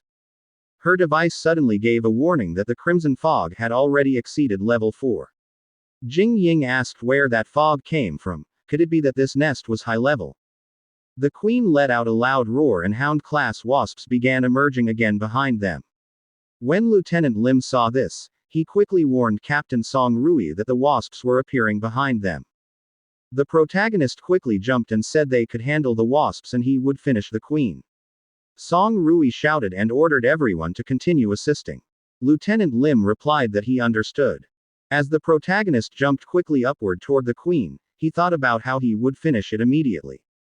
Using his transformed hand, he began slashing the Queen repeatedly. Then, he stepped back slightly and gathered red energy into his hand. He thought it wasn't enough to rely only on his claws. He immediately threw the ball of red energy toward the Queen and shouted Scarlet Condensing Blast. It caused a massive explosion and he immediately fell to the ground. He wondered if it worked. But before the smoke cleared, the Queen launched a sharp projectile toward him, which he barely dodged. He thought that he needed to find a suitable weapon. He paused slightly when he saw the Queen's stinger stuck on the ground. He quickly grabbed it and used his beastification bind. It transformed into a massive sword. As the Queen continued to attack, he quickly dodged each strike. He faced one attack head-on and slashed it with the sword. He gathered all his Crimson Fog energy. He was in the air, above the Queen, right in front of its head. He thought, since this weapon was given to him, he would return the favor. His sword and his eyes glowed with red energy. He shouted Red Mist Slash. He swung the sword with great force, splitting the Queen Wasp in half. It exploded violently and its body parts scattered everywhere. As the smoke slowly cleared, a red crystal appeared in the air, glowing brightly. As he looked at it, he thought that it was a Dominator class beast core. He immediately grabbed it and said that he would take it. But suddenly, the crystal shone on his chest and a tremendous red energy burst out through his whole body. He felt its weight. He thought that the energy of that power was immense. His crystal core instantly filled and he could barely endure the overflowing energy. Meanwhile, in Song Rui's group, they continued slaughtering the wasps. They managed to eliminate them all. Jing Ying even wondered why the wasps suddenly weakened. Song Rui ordered everyone to go and support the protagonist. But when they turned, they were shocked to see the protagonist collapsed on the ground. Song Rui immediately shouted, calling out his name. Yin Ling immediately examined the protagonist lying on the ground. She said he had been too exposed to the Crimson Fog and might lose himself. When Song Rui heard this, he immediately ordered Lieutenant Lim to deploy a mobile medical pad, and block the neural transmission. Lieutenant Lim immediately agreed. They returned to the temporary camp beast-type perimeter and placed the protagonist in the mobile medical pad. A worried soldier asked how the protagonist was. Lieutenant Lim replied that he was stable for now. Song Rui then told Jing Ling that as the tech officer, she should adjust and monitor the parameters of the medical pad. When they had properly laid the protagonist inside it, they immediately closed it and anesthesia was administered. Jing Ying said this was only temporary and that they needed to return to headquarters immediately. Meanwhile, inside the protagonist's consciousness, he was being strangled by one of his personas whose whole body had already transformed. It told him to surrender his body and embrace beastification. But in the protagonist's mind, he remembered his parents, crying and bloody when the world began to change. He also remembered his sister's face crying, as red veins slowly appeared on her face. He wondered in his mind if he was about to die. He apologized to his parents and to his sister. He even said that everything was over, and he was almost losing hope. But suddenly, his father appeared before him, telling him to take care of his sister.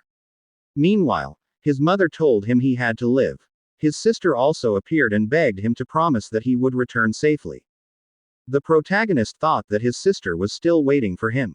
Next, the people around him appeared, the soldiers who told him that he was a warrior and that this fight was not yet over. He needed to focus, and they trusted that he could do it. One even said he would not allow him to give up. Others urged him to wake up. He shouted loudly as he thought that everyone was waiting for him and that this was not over yet. He had to survive. From his back, chains began to emerge and bound the persona that had been strangling him earlier. He declared in his mind that he had to find Xiaoshu and protect everyone he cherished. He would not fall here. This was not his duty alone. While pointing seriously at his other persona, he said that it was also its duty to fight. After that, he began absorbing its crimson fog while it was bound in midair. In his mind, he said it should return because everyone was waiting for them. Smiling, he looked at the transformed crystal in his chest and chuckled slightly, asking if this was the price of being strong. With every breakthrough, he felt like he was dancing on the edge of a cliff. After all this, he wondered in his consciousness why he still could not open his eyes and could not move. Meanwhile, while the armored vehicles were heading back to headquarters, suddenly a strong whirlwind appeared around them. A sandstorm made it difficult for them to drive. The soldier driving shouted that the sandstorm was too thick, he could not see the road, and it was too dangerous to drive. Lieutenant Lim told Song Rui that there was an old ruined city just 3 minutes ahead. He asked if they should take shelter. Song Rui did not immediately answer and instead asked Jing Ying about the protagonist's status.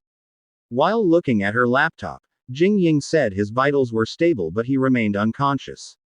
Then Song Rui ordered Lieutenant Lim to head to the ruins and tell the accompanying vehicles to follow.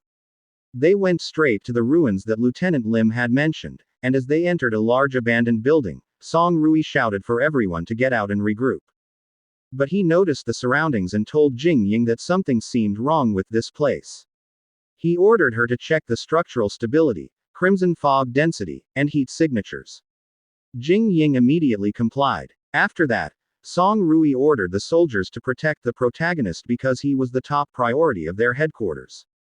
Meanwhile, some people were hiding and grinning, their eyes glowing red as they watched them. Moments later, they released many arrows coated with green liquid. Lieutenant Lim immediately went on alert and shouted to everyone that they were under attack and had to take cover. An arrow struck directly at him, but using his gear suit, he blocked it with his arm and activated hardening. Jing Ying noticed that the arrows contained poison from the wasps. Moments later, a strong explosion occurred and a large rock fell from above. Song Rui immediately shouted for everyone to take cover. He strongly kicked the medical pad containing the protagonist to push it away before the rock could fall. He quickly ran to avoid it. Meanwhile, Lieutenant Lim protected Jing Ying using his hardened armor. The attackers began to emerge and surrounded them. Their leader shouted not to let them escape and to take everything. The enemies began throwing bottles, and when they shattered, green smoke came out. Song Rui realized it was Dominator class beast liquid, a gas that causes paralysis. He immediately covered his nose. The enemy leader gave the signal to begin the attack and kill them all. Suddenly, a large man with an eye patch appeared in front of Song Rui. He even called her sweetheart and demanded goods. Song Rui ignored him and immediately attacked with a powerful kick charged with lightning. With such strength, the man was thrown against the wall, almost embedding into it. But suddenly, a chain struck directly at the medical pad and dragged it away. Song Rui hurriedly chased it, but because of the effect of the gas, he fell to the ground. The enemies were delighted as they pulled the chain attached to the medical pad. One even said that if it was being guarded so heavily, it must mean there was treasure inside. Jing Ying panicked as she tried to reach for the medical pad and shouted for them to stop. But suddenly, an arrow struck her leg and she screamed in pain. She fell to her knees and cried out the protagonist's name. Meanwhile, inside the medical pad where the protagonist was lying, a symbol began to glow on his body. When the bandits finally took the medical pad, Jing Ying told Song Rui that they needed to hurry to rescue the protagonist. Song Rui disagreed and told her to stay there and keep quiet. Holding the arrow that struck Jing Ying's leg, he thought about how he not only failed to protect the protagonist but also let Jing Ying get hurt. He blamed himself, feeling like a complete failure. He cut off the shaft of the arrow embedded in Jing Ying's leg, then slowly pulled it out and wrapped it with a bandage. He told Jing Ying not to move because that was all they could do for now. Jing Ying said that the thieves had set up an ambush even before they arrived and wondered how they knew their movements. Officer Lin came over, called Captain Song Rui, and reported that they had secured the area. Most of the thieves had fled after being poisoned. Song Rui said that there was a severe sandstorm outside, so they couldn't transfer the protagonist to the surface. He suspected that the target was underground. He pointed to an abandoned elevator shaft and suggested that it might be the entrance to the enemy's hideout. He immediately ordered all personnel to assemble. All units were to prepare for battle, and the objective was to rescue the protagonist.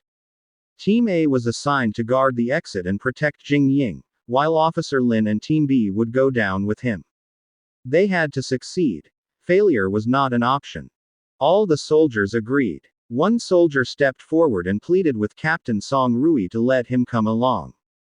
Song Rui refused, explaining that he wasn't a combatant and that they didn't know what was waiting below. He advised him to stay with Jing Ying and protect her with Team A. But the soldier shouted that the protagonist was his best friend who had once saved his life, and now that he was in danger, how could he just stay there? Song Rui allowed him to come but warned him to stay close and not fall behind. The soldier agreed.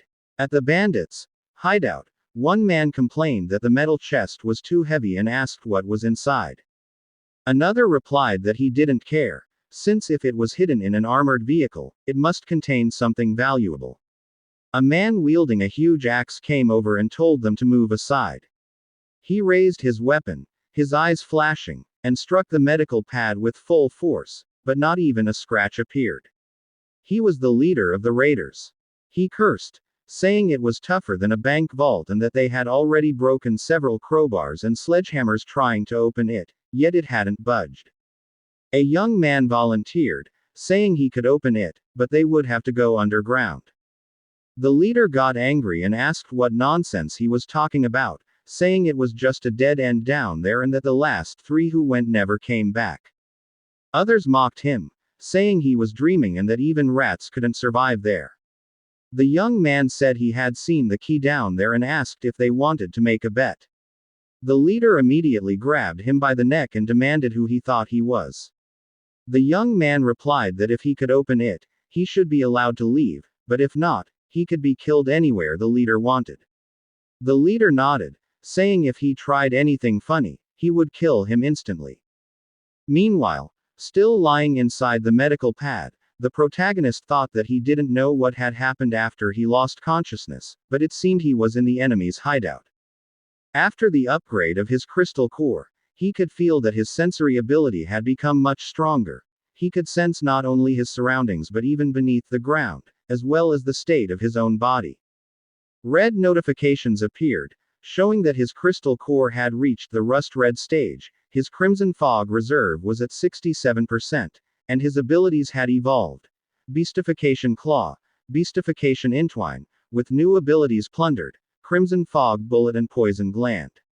The protagonist realized that the poison gland must have come from the Bee Queen. The raiders had already reached the bottom of the pit, where a giant dragon skeleton lay. The leader said that this was the place and warned the young man not to try anything foolish. The young man approached the skeleton, pointed to a sharp bone, and said that was the key. The leader ordered the box to be brought over, but before they could move it closer, the medical pad suddenly opened. As the dust cleared, someone shouted that the box had opened on its own. Before they could react, the protagonist used his poison gland. From his hand emerged a dark green smoke that quickly spread among the enemies. Watching the effect, he said it wasn't bad as a supportive skill for crowd control and seemed quite useful. The leader cursed and asked why there was a person inside, thinking that the protagonist had let himself be captured to infiltrate their hideout. The protagonist mocked them, saying they were a bunch of fools. The leader said he was a veteran warrior and that killing someone like him would be as easy as crushing an ant. He immediately attacked, shouting for the protagonist to go to hell. Before the strike landed, the protagonist activated his poison bean and punched the leader hard in the face, asking if that was all he had. The leader was sent flying, crashing into the wall so hard it almost broke.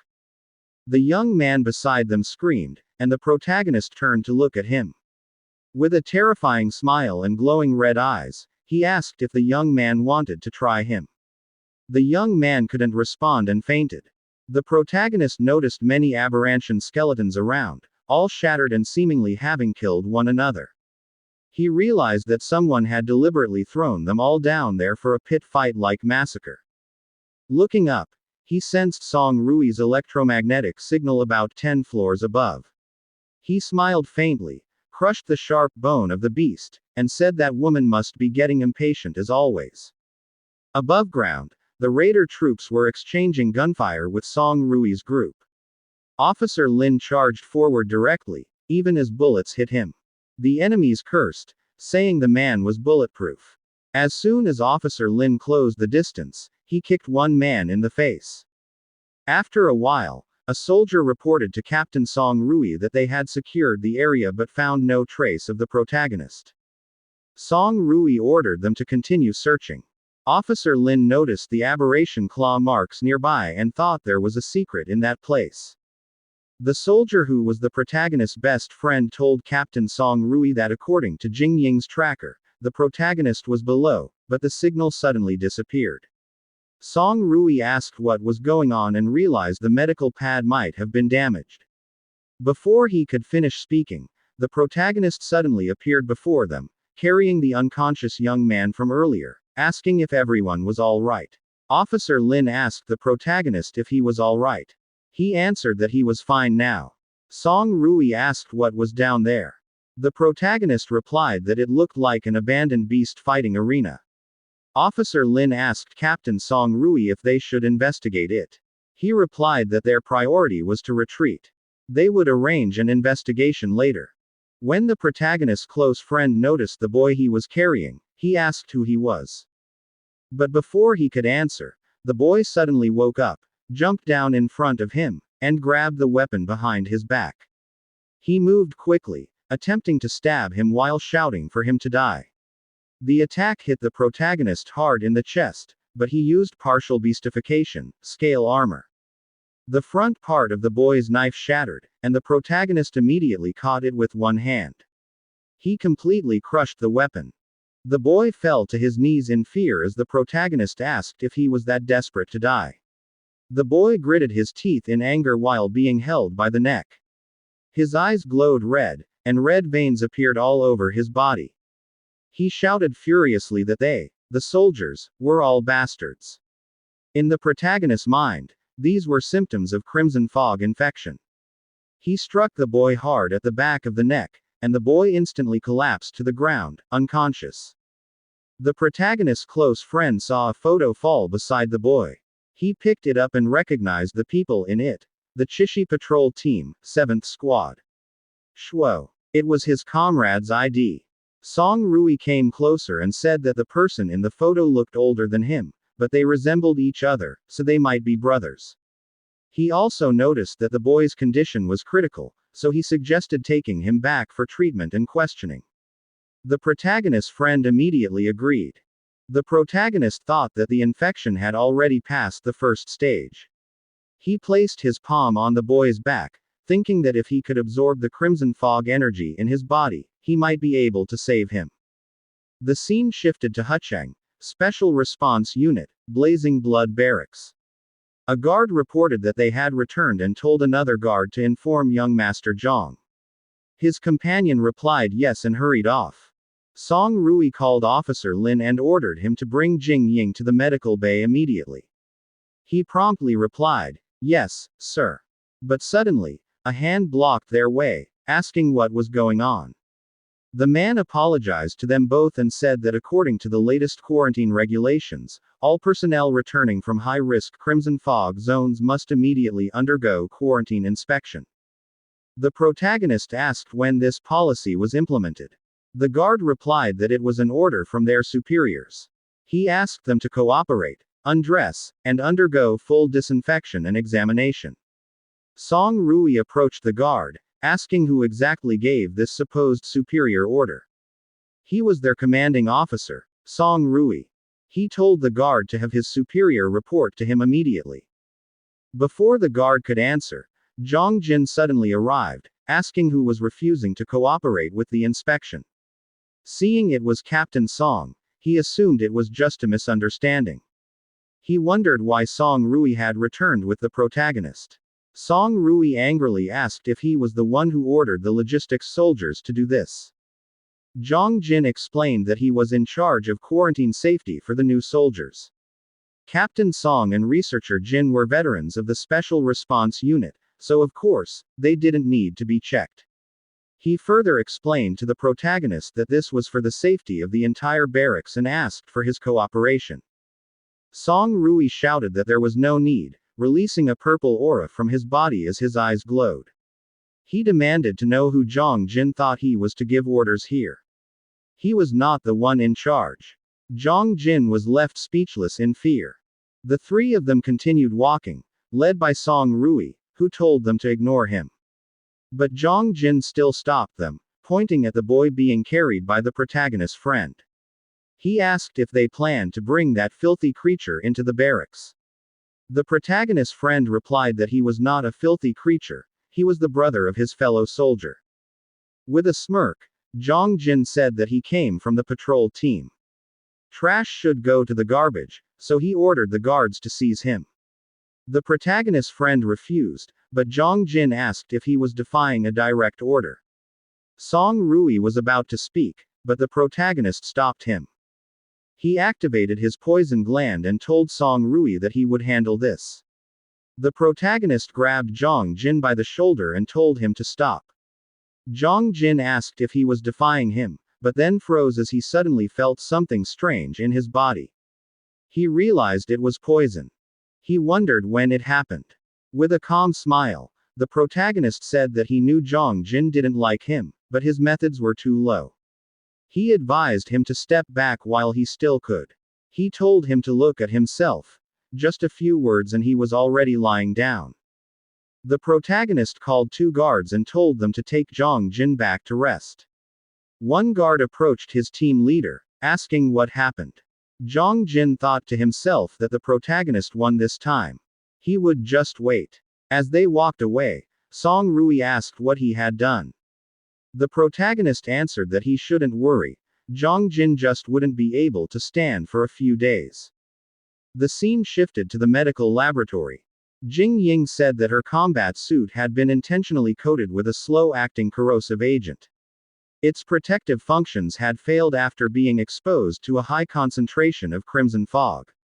Song Rui's father replied that there might be a mole who didn't want Jing Ying to return alive.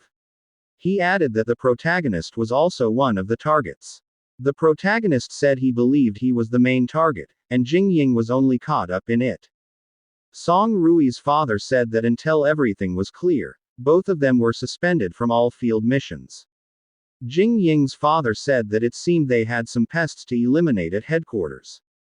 He hoped Song Rui's father could assign trustworthy people to protect his daughter and the protagonist. If anything else went wrong, both of them would be in danger.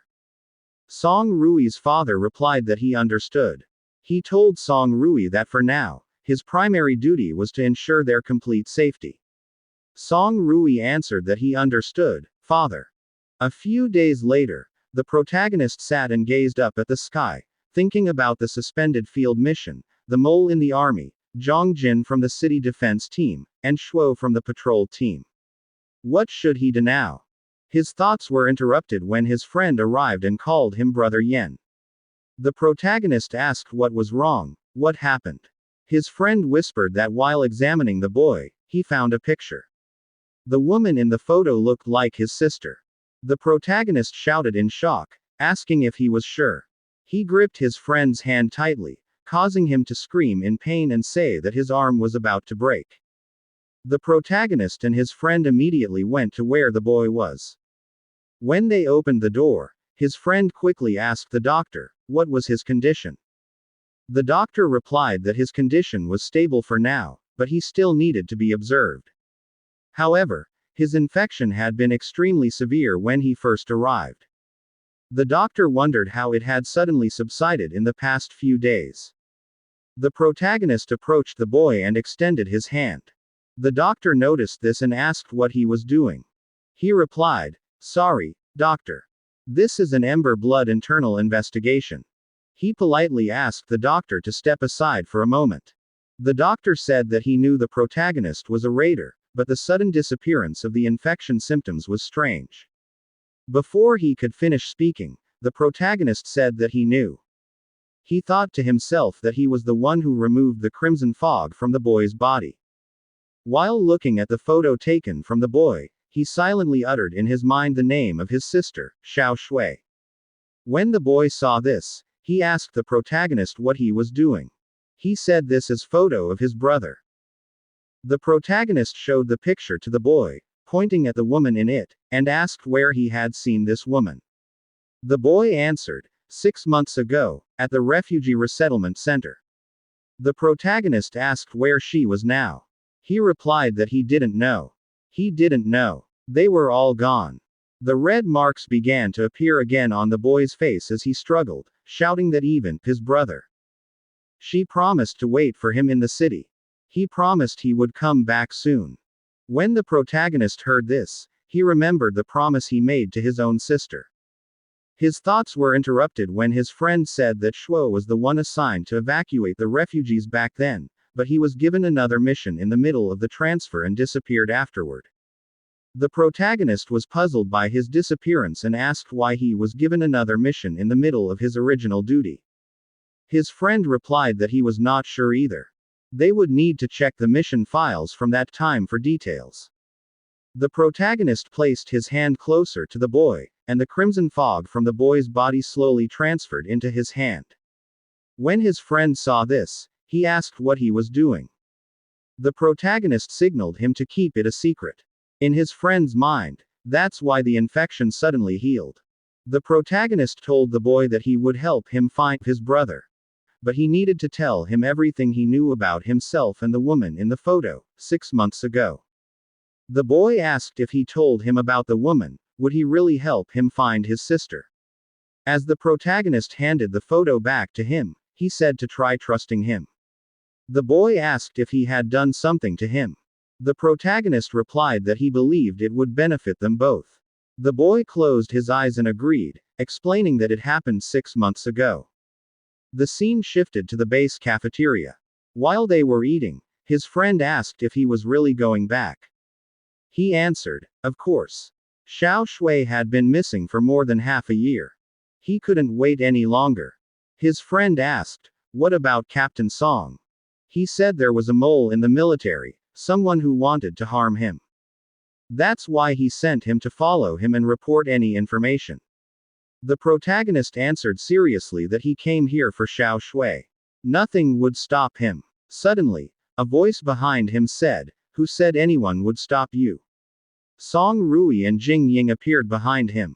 When the protagonist's friend saw them, he asked Sister Jing if her leg had healed. She replied, yes. The Blazing Blood's medical tech was truly amazing. Song Rui invited everyone, saying this was not a good place to talk. The scene shifted to a small meeting room. The protagonist asked how they knew. Jing Ying showed a tablet displaying a video of the time he was talking to the boy. He was surprised and asked, there's surveillance. The protagonist's friend was also shocked and asked Sister Jing if she had been monitoring them. She replied not to make it sound bad. She was just protecting everyone. Smiling confidently, she said that in such chaos, it was possible for someone to be suddenly abducted, right? Song Rui said he was the one who asked Jingying to retrieve that surveillance footage. After the doctor left, she approached him and explained the situation. He added that he wouldn't stop the protagonist. He said he would help him. He hoped the protagonist would also try to trust him. The protagonist was surprised to hear this and called out Captain Song's name. Before he could finish speaking, Jingying suddenly held his arm and cheerfully said that she would also like him to show a little trust. Didn't he say he was investigating an incident? She had her own special way. His friend shouted that he would support him too. Song Rui then asked the protagonist what his plan was now. He told him to explain it clearly to everyone. The protagonist slightly lowered his head and said, "All right." The scene shifted again. Outside the ruins of Chishi City, a man stood at an entrance where someone asked him for the password. He answered, "Everywhere." After giving the correct response, he was allowed to enter. He immediately approached a seated man and said he had something important for Chief Hong. The man replied that Chief Hong had no time to speak with him. The man explained that it was about the protagonist. He was on his way to Chishi City from Huchang. Grinning, the man quickly called Chief Hong and said they had intel about the protagonist. The red-haired man smirked, thinking that the protagonist was finished. A few days later, at the outskirts checkpoint of Chishi City, people were shouting questions about what was happening and what they were doing.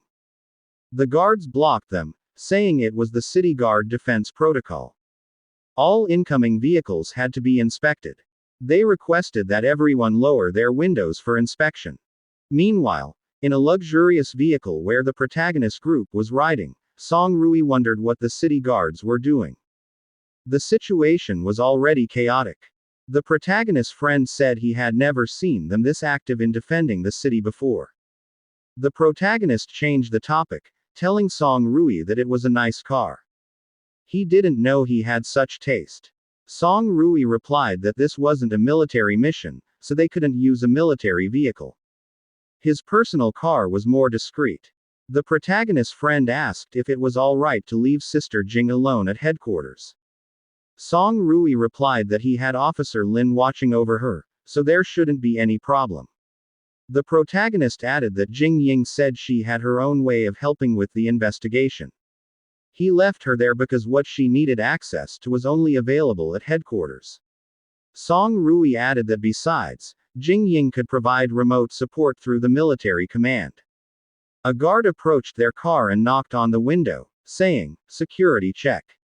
But suddenly, another guard standing on a building shouted, pointing that an aberration was approaching, spotted 1 kilometer out.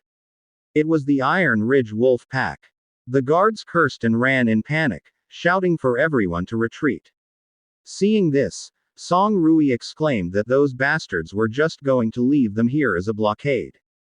The protagonist got out of the car and said to let him handle it.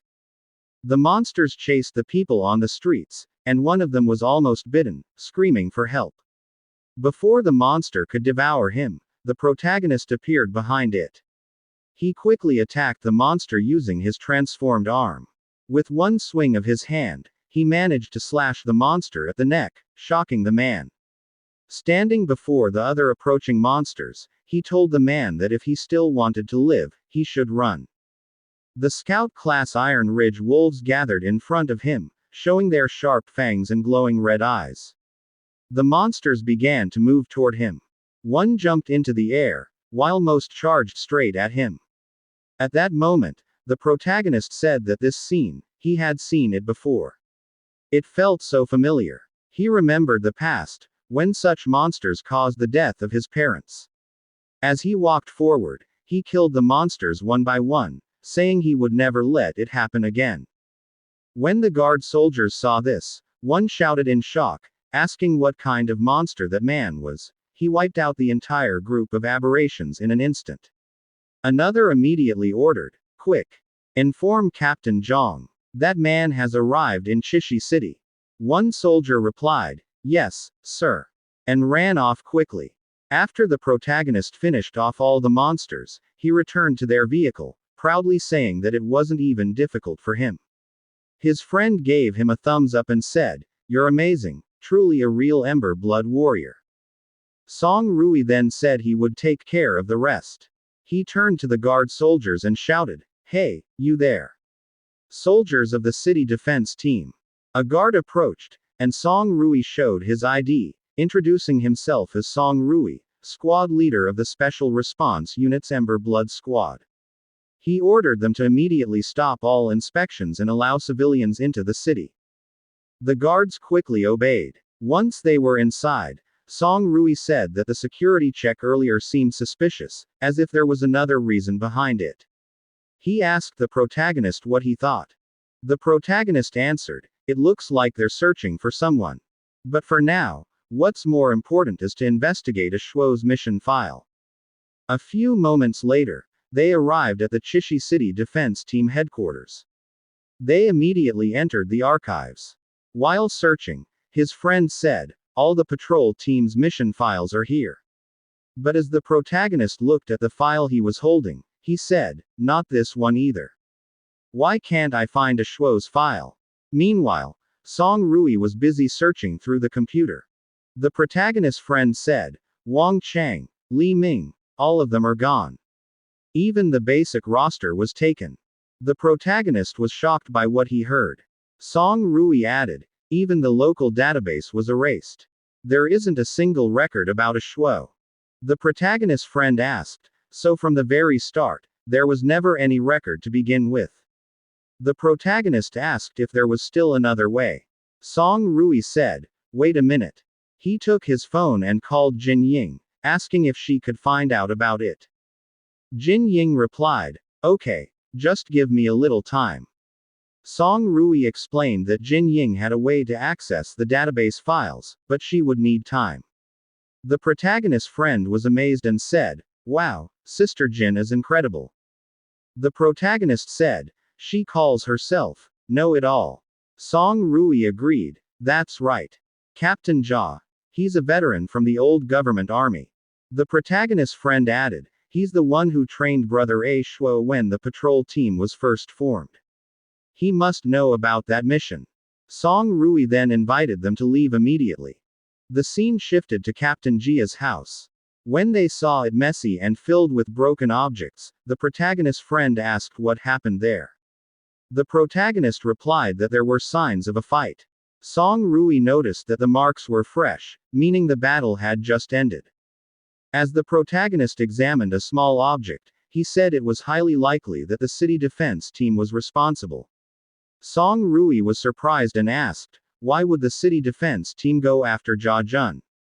The protagonist's friend explained, "Before, Brother Yan confronted Captain Zhang Shi of the city defense team and chained him in blood. It's clearly revenge." The protagonist said, "It seems all their actions are targeted at me. The inspection earlier was to make sure I entered the city." He added, "If that's the case, then let's face them head on." As they exited the building, two people approached them. One of them called out, "Officer Song," saying he finally found him. Song Rui asked who he was. He introduced himself as Officer Li Ben of the Chishi City Defense Team. He said he received a report that they were coming to Chishi City. He also explained that Captain Jia Jun of the patrol team under his command had gone missing during an outside mission, and he asked for their help in searching and rescuing him. Song Rui replied that it was their army's duty. Why would they help in the search? Li Ben explained that they didn't know what was happening, but aberration activity around the city had become strange, and their regular forces could no longer handle the fight. The protagonist looked at Song Rui. They exchanged glances and understood each other. Song Rui agreed to help with the search but added that Li Ben must accompany them. Upon hearing that, Li Ben said it wasn't a good idea. He was nervous and admitted that he might only get in their way. But Song Rui asked if he was refusing. It wasn't a request. It was an order. If he refused, he could be punished for insubordination. Li Ben froze and didn't dare say no. Song Rui immediately ordered, "Put him in the vehicle." The scene shifted to outside the city. The protagonist asked Li Ben, "Earlier you said aberration activity has been intense these past few days.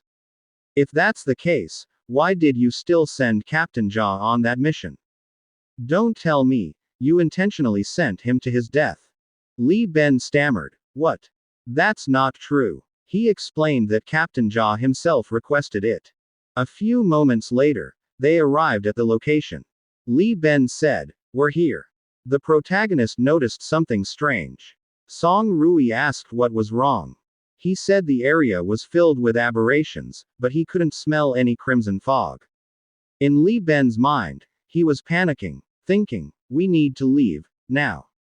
The protagonist's friend noticed Li Ben acting strangely while holding his phone. He quickly approached him, asking, "What are you trying to do?" Li Ben answered that he had already brought them to the incident site, so his job was done. He said he had already called his squad to pick him up. As he walked away, he said, "Tell Officer Song I'll leave the search and rescue to him. I'm leaving now." But the protagonist and Song Rui stopped him, telling him that he wasn't going anywhere. Song Rui sternly asked, "Tell us, what's your real purpose?" Before he could answer, a violent storm formed in the sky, with thunder crackling above them. Li Ben fell to the ground in fear, screaming that it was coming. Everyone looked up. Then, a powerful lightning bolt struck down from the heavens, hitting the ground in front of them and causing a massive explosion. Seeing this, Li Ben screamed that he didn't want to die yet. The protagonist said, "I was right. This is why there aren't any low-level aberrations around." Song Rui was shocked and realized, this is the Thunder Beast. Before them appeared an Overlord-class Thunder Beast, roaring fiercely as lightning surged around its entire body. The monster looked at them, its eyes gleaming with a terrifying light as its entire body slowly became wrapped in blazing lightning. They could feel the weight of the energy around them, and every spark of lightning cracked through the air like an explosion. The protagonist's friend stepped back, clearly frozen in fear. He shouted, "It's an Overlord class." They were almost deafened by the monster's roar. He couldn't believe what he was seeing.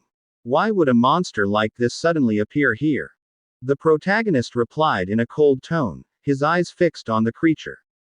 "Perhaps," he said, "the strange behavior of the monsters these past few days, along with the disappearance of the entire patrol team during their mission, these aren't just coincidences."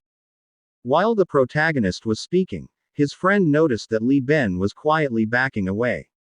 He slowly began to run, clearly trying to escape. Song Rui immediately noticed and shouted in a heavy voice, "Catch him! Don't let him get away!" Without hesitation, the protagonist's friend responded and chased after him. "Don't run!" he shouted. But as Li Ben ran, he yelled back nervously, "Why not? He doesn't want to die here for nothing." As he kept running, he glanced toward the monster. "It's gathering energy," he cried out. "The breath attack is coming." At that moment, the monster began to gather a bluish light in its mouth, an electric blue energy that crackled through the air, ready to explode at any second. Then, in an instant, the monster unleashed its devastating attack. The protagonist ducked low, almost scraping the ground to avoid it. Song Rui quickly leapt into the air, dodging the deadly surge of energy. The attack struck behind the protagonist, and with a massive explosion, the ground shook violently. The protagonist gasped. "Looks like getting out of here won't be that easy," he thought, staring at the monster as electricity built up in its body once again. Song Rui approached, weaponless, and said that he would hold the monster off while he retrieved his weapon. The protagonist nodded. "No problem," he said. Meanwhile, on top of a nearby building, a man watched the battle below in silence, a deceptive smile curling on his lips. "Let's see," he muttered, "if he'll still act so tough now." His subordinate, looking nervous, stepped forward. "Boss," he said, "is it really true that such a small device can control an Overlord-class beast?" He pointed to the large container behind them, inside which a glowing crystal pulsed with light. The boss grinned. "Not just that," he replied. "The technology they're using, it's beyond anything they can imagine." He continued, "They've already built a beast taming facility. I saw it with my own eyes. The creatures they're raising there, those aren't ordinary monsters. And once they capture the protagonist and hand him over, Chishi City will be mine. Meanwhile, in the middle of the battlefield, the protagonist charged forward. His eyes glowed red as he analyzed the creature's movement. It's an elemental-type beast, he murmured to himself. It fights using energy. He leapt onto the monster, gripping his weapon tightly, as energy began to gather in his transformed arm. The poison glands he got from the queen bee, he thought. They should work even on an overlord-class beast. But before he could strike, the monster let out a thunderous roar, a sound like an earthquake, then released a surge of lightning that tore through the air. The protagonist was forced back, struck by a wave of electricity that sent him crashing to the ground. He nearly fell to his knees. My beast form, he muttered, was forced to deactivate. He could feel his strength weakening rapidly. He thought, its ability, it's similar to Song Rui's electromagnetic annihilation shells. While he was still processing the thought, the monster began gathering even stronger energy in its hands, blue lightning flashing violently in the darkness. It suddenly attacked, slamming its hand into the ground. Luckily, the protagonist managed to leap away just in time. When the strike hit the ground, the energy erupted outward like a wave of electricity. The earth trembled and cracked, glowing faintly with lightning. The protagonist sighed heavily. I can't afford to lose focus, he whispered. Kneeling, he watched the monster continue to radiate lightning energy. He could feel the heat and pressure in the air. This is different from a normal overlord-class beast, he thought. With that lightning wrapping its body, I can't even get close. Suddenly, Song Rui spoke. We just need to remove its lightning armor, right? He asked. The protagonist looked at him. Can you do that? Song Rui smiled. Of course. My beast core ability came from a thunder beast itself.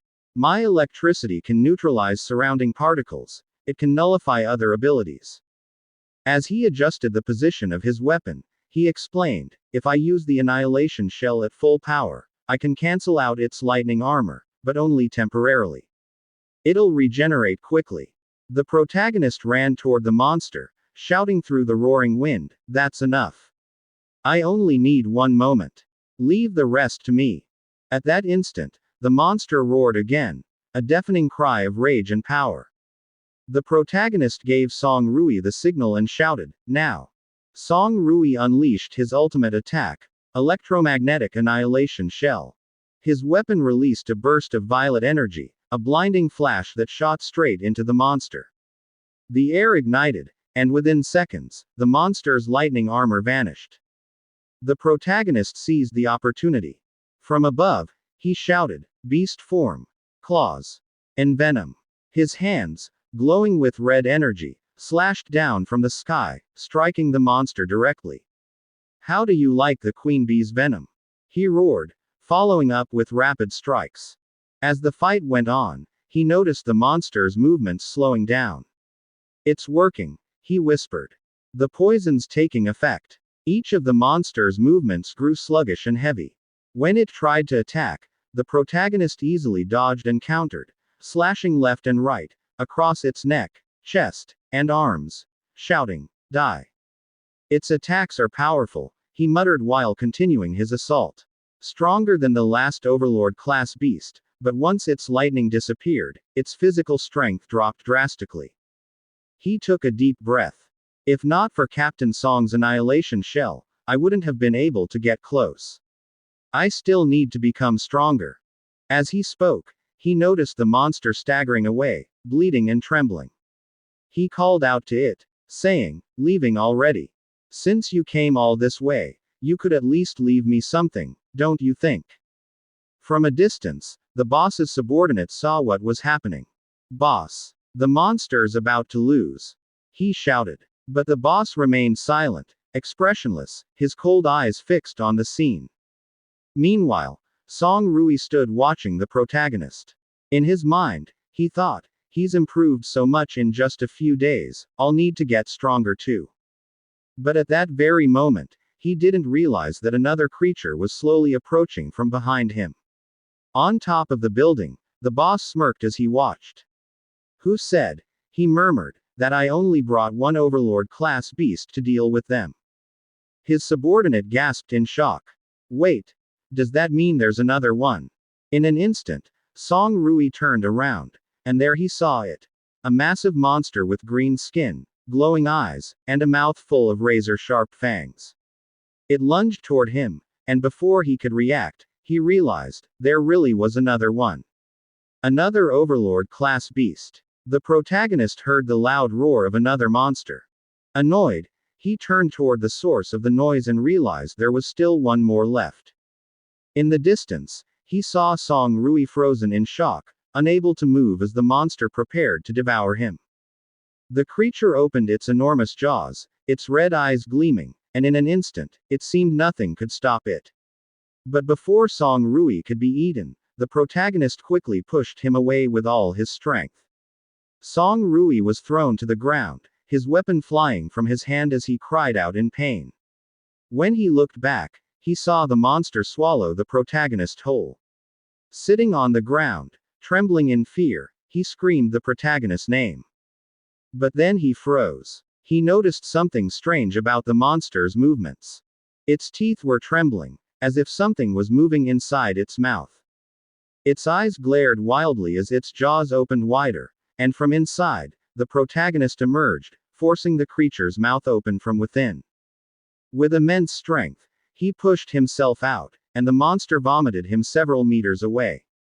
He stood up slowly, gasping for breath, muttering that their enemies were two Overlord-class beasts, creatures that even 2B rank hunters would struggle to defeat. In front of the towering monster, Song Rui quickly ran to check on him. The protagonist replied that he was fine. Suddenly, the monster vanished right before their eyes. The protagonist didn't expect that this type of aberration could turn invisible. Song Rui explained that it was a special kind of aberration. It could enhance its ability to hide and then launch a surprise attack. It was one of the hardest types to deal with without someone capable of supersense. In the stillness, they both sensed a swirl of blue energy forming behind them. They turned around and saw the Thunder Beast gathering energy.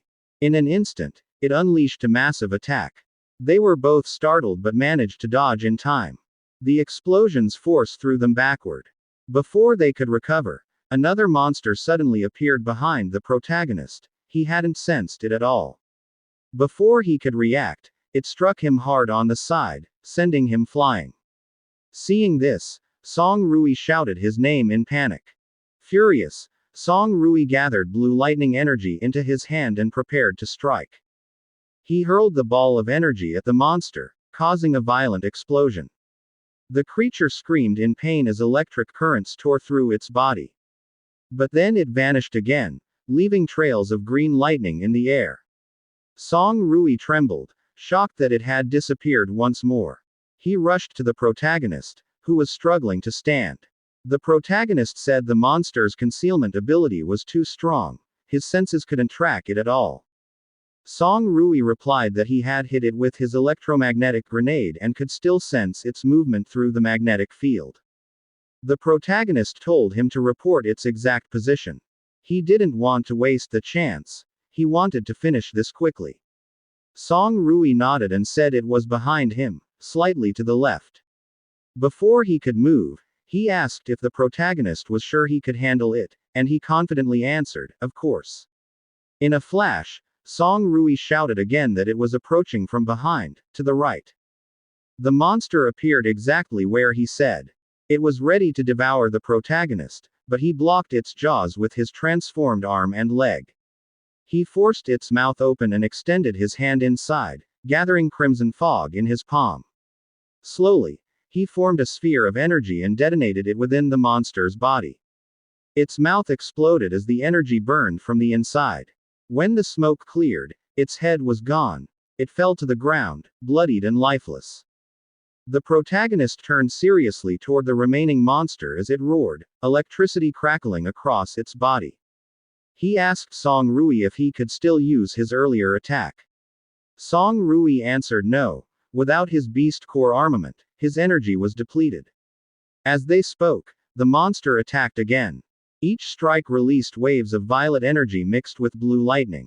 They ran, dodging together, as Song Rui shouted that there was still one way to break through the beast's lightning armor. He moved behind the protagonist, generating purple lightning in his hand and channeling it into his body. He explained that this would coat the protagonist's body with his remaining energy, forming an ionized layer that would last for 10 seconds, but it could only block one attack from the Thunder Beast. The protagonist felt the surge of energy through his body and said that was enough.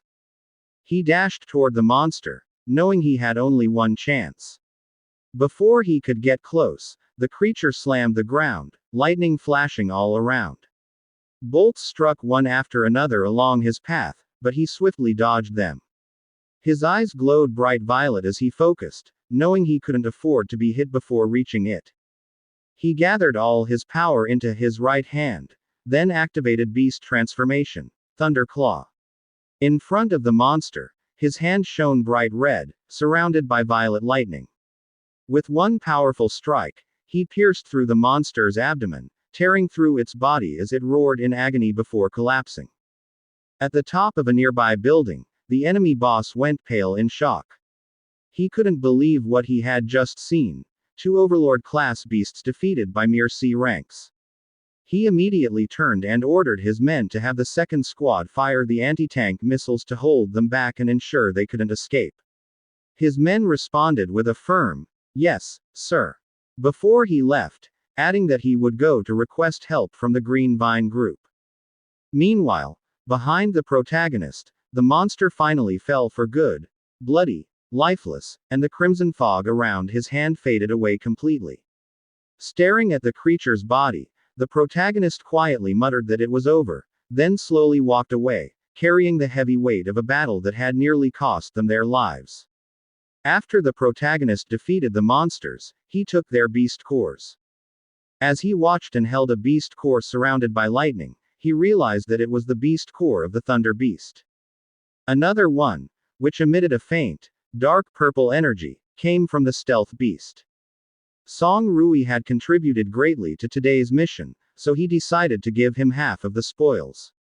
He immediately called Song Rui's name, but froze in shock and worry when he saw him lying unconscious on the ground.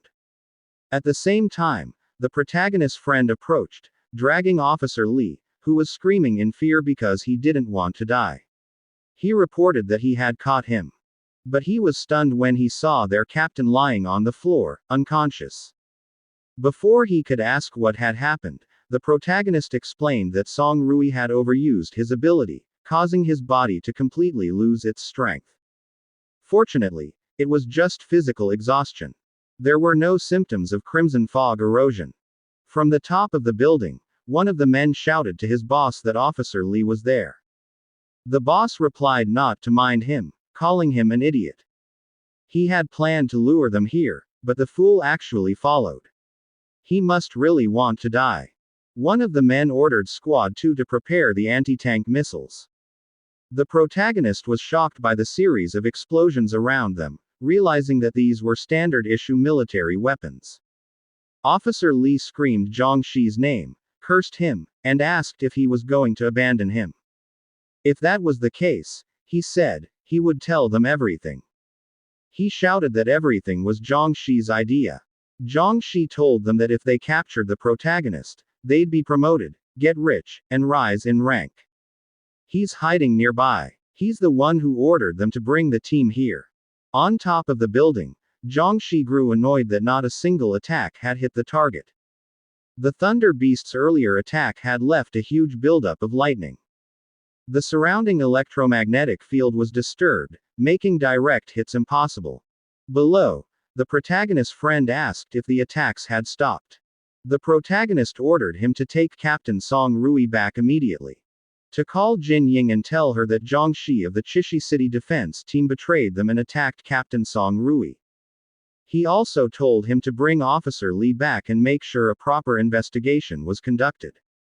His friend nodded and said he understood.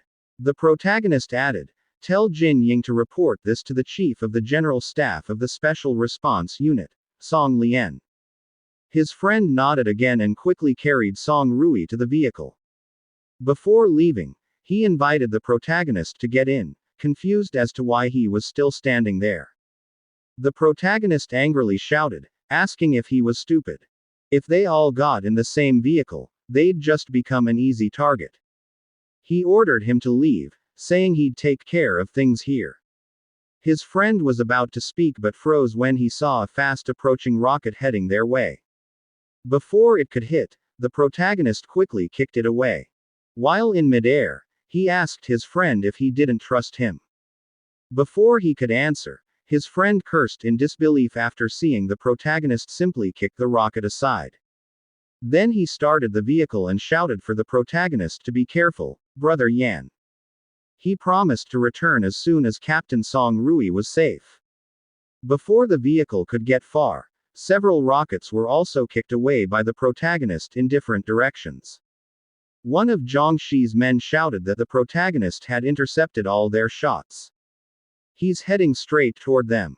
Zhang Shi stepped back in fear and ordered his men to hurry and stop him. The Green Vine people are coming.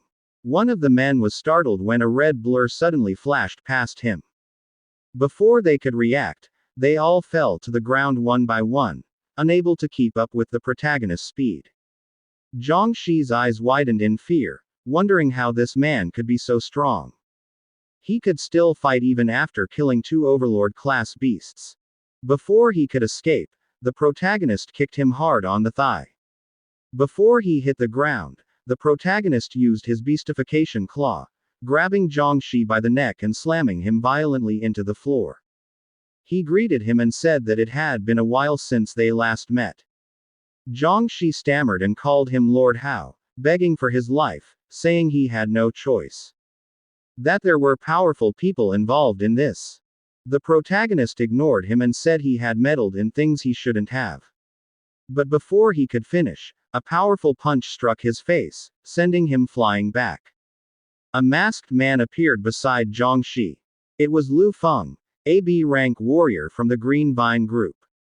With a mocking tone, he asked if the rats these days had learned to talk so big. Zhang Shi smiled in relief. Finally, his savior had arrived. He thanked his lord for saving him. As the protagonist stood up, he asked who the man was. Lu Feng answered that he didn't need to know. The protagonist was shocked when the man suddenly vanished from his position. In an instant, he reappeared in front of him, launching a barrage of attacks so fast that the protagonist could barely react. He dodged and blocked as best as he could, trading blows, until Lu Feng gathered golden energy into his fist and prepared to strike. The protagonist couldn't dodge in time, and the attack hit him directly. The force sent him flying, wrapped in golden energy that streaked through the air, followed by a massive explosion. As the dust slowly cleared, the protagonist was revealed, sitting, bloodied, and unconscious. Lu Feng said the higher-ups had spoken highly of him, thinking he was tough. Turns out, he was just a rat from the sewers. He turned to Zhang Shi and said, even after giving him 2 Overlord-class beasts, he still lost to this trash. Trembling, Zhang Shi apologized in fear. Lu Feng turned away, saying he would leave the rest to him. He was going back. Zhang Shi nodded firmly, promising not to disappoint him this time. Then he looked at the protagonist and kicked him in the face. Grinning, he mocked him. After all those battles, here he was, lying like a dead dog. He took out his phone and called, asking to open a video call with Jia Jun. On the other end, Jia Jun was forced to sit up inside a cage. They made him face the camera. His boss wanted him to see someone. Holding the protagonist's head up, Zhang Shi taunted Captain Jia, telling him to look closely at who it was. Jia Jun was shocked when he saw the protagonist. He shouted and cursed Zhang Shi, calling him insane. Why did he go this far? If he had a problem, he should face him directly.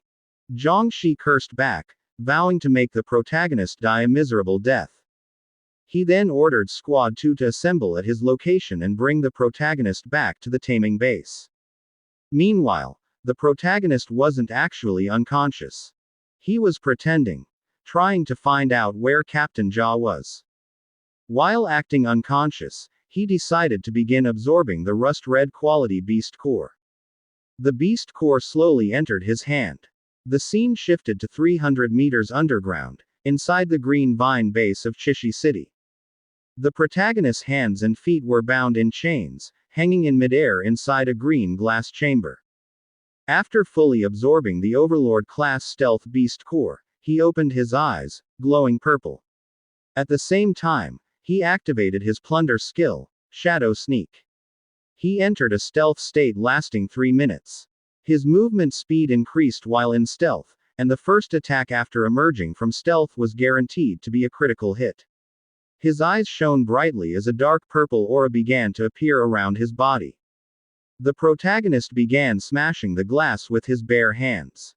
When it shattered, shards of glass and green liquid scattered all over the floor. Standing in the green liquid and looking up, he thought to himself, according to their route, this place should be near the ruins. Come to think of it, there's actually a place like this hidden outside the city.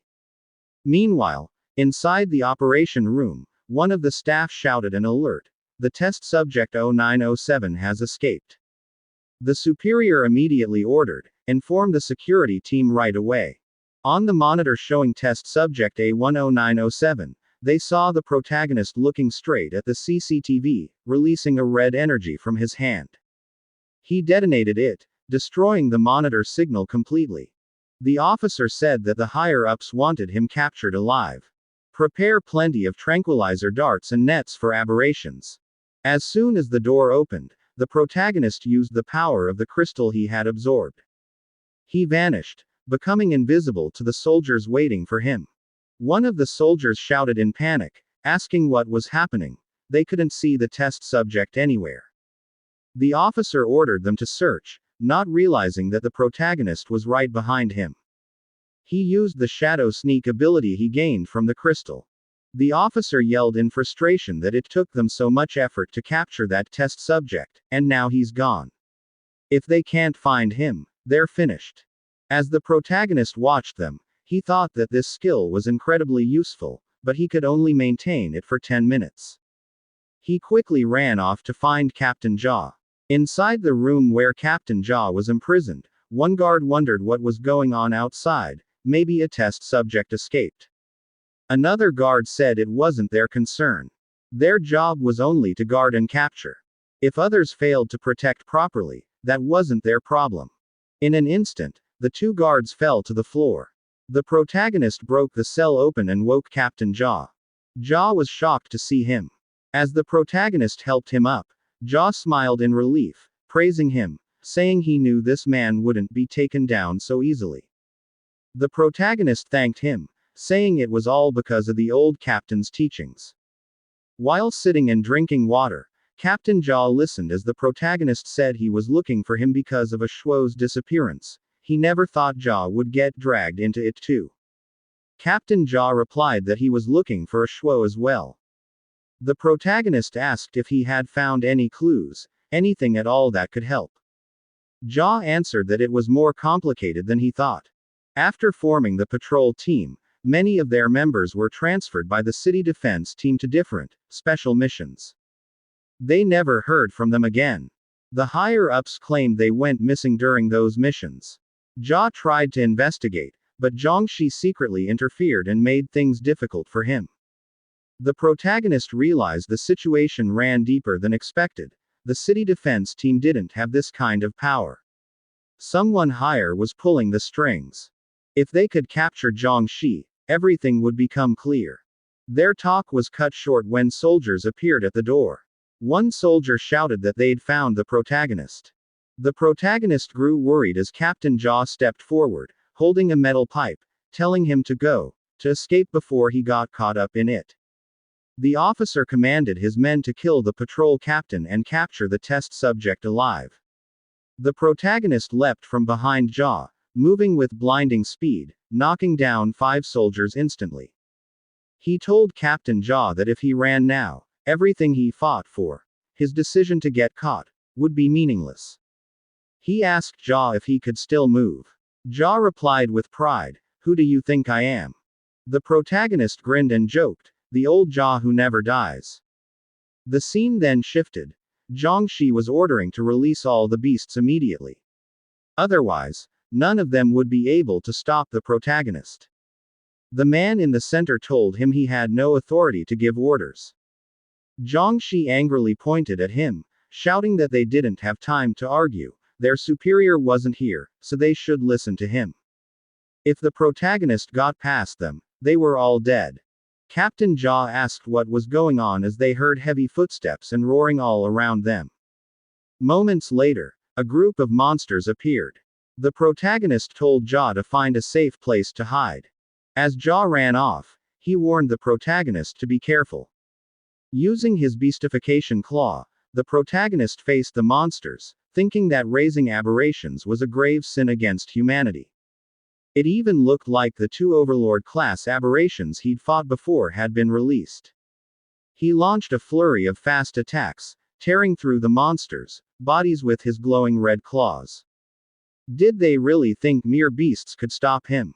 Meanwhile, Jiangxi and 3 others hurried to their vehicle. With a smug tone, Jiangxi said that if he hadn't done that, they wouldn't have been able to destroy the data. He smiled faintly, thinking that the number of aberrations he'd released should be enough to stall the protagonist. But suddenly, the wall behind him exploded. A flying chunk of stone slammed into him, sending him screaming in pain. Barely able to stand, his whole body trembling, he turned to see the protagonist emerge through the massive hole in the wall. Jiangxi cursed, realizing his companions were already driving away. He shouted that he wasn't inside yet. But they only told him that he was useless now. Inside the vehicle, the man holding the detonator smiled, telling Jiangxi to rest in peace. A massive explosion erupted in front of Jiangxi. He realized they had sacrificed him. As the protagonist approached, Jiangxi warned him not to come closer, saying he still had Captain Jia. But the protagonist didn't flinch. He grabbed Jiangxi by the neck and slammed him hard against the wall, demanding to know who was behind all of this, and what this place really was. Instead of answering, Jiangxi asked if the protagonist didn't care whether Jia Jun lived or died. Suddenly, Captain Jia appeared before them, shocking Jiangxi. He asked why the old man was there. With no way out, Jiangxi finally revealed that the man behind it all was named Mr. Hong, the one who ordered him to do everything. He didn't know the man's real identity, only that if he handed the protagonist over, he'd be rewarded with eternal wealth and honor. This place, Jiangxi said, was one of their branch bases, mainly used for raising aberrations and conducting handover tasks. With a cold look and glowing violet eyes, the protagonist asked if they had been secretly monitoring him all along, if they knew about his investigation into the patrol team's files and immediately altered them. Jiangxi denied knowing anything about the investigation, saying it must have been a coincidence. But he admitted one thing. He knew where the missing patrol members had been taken. Mr. Hong was likely there too. He apologized, saying he would lead them to the place. A moment later, the protagonist spared his life.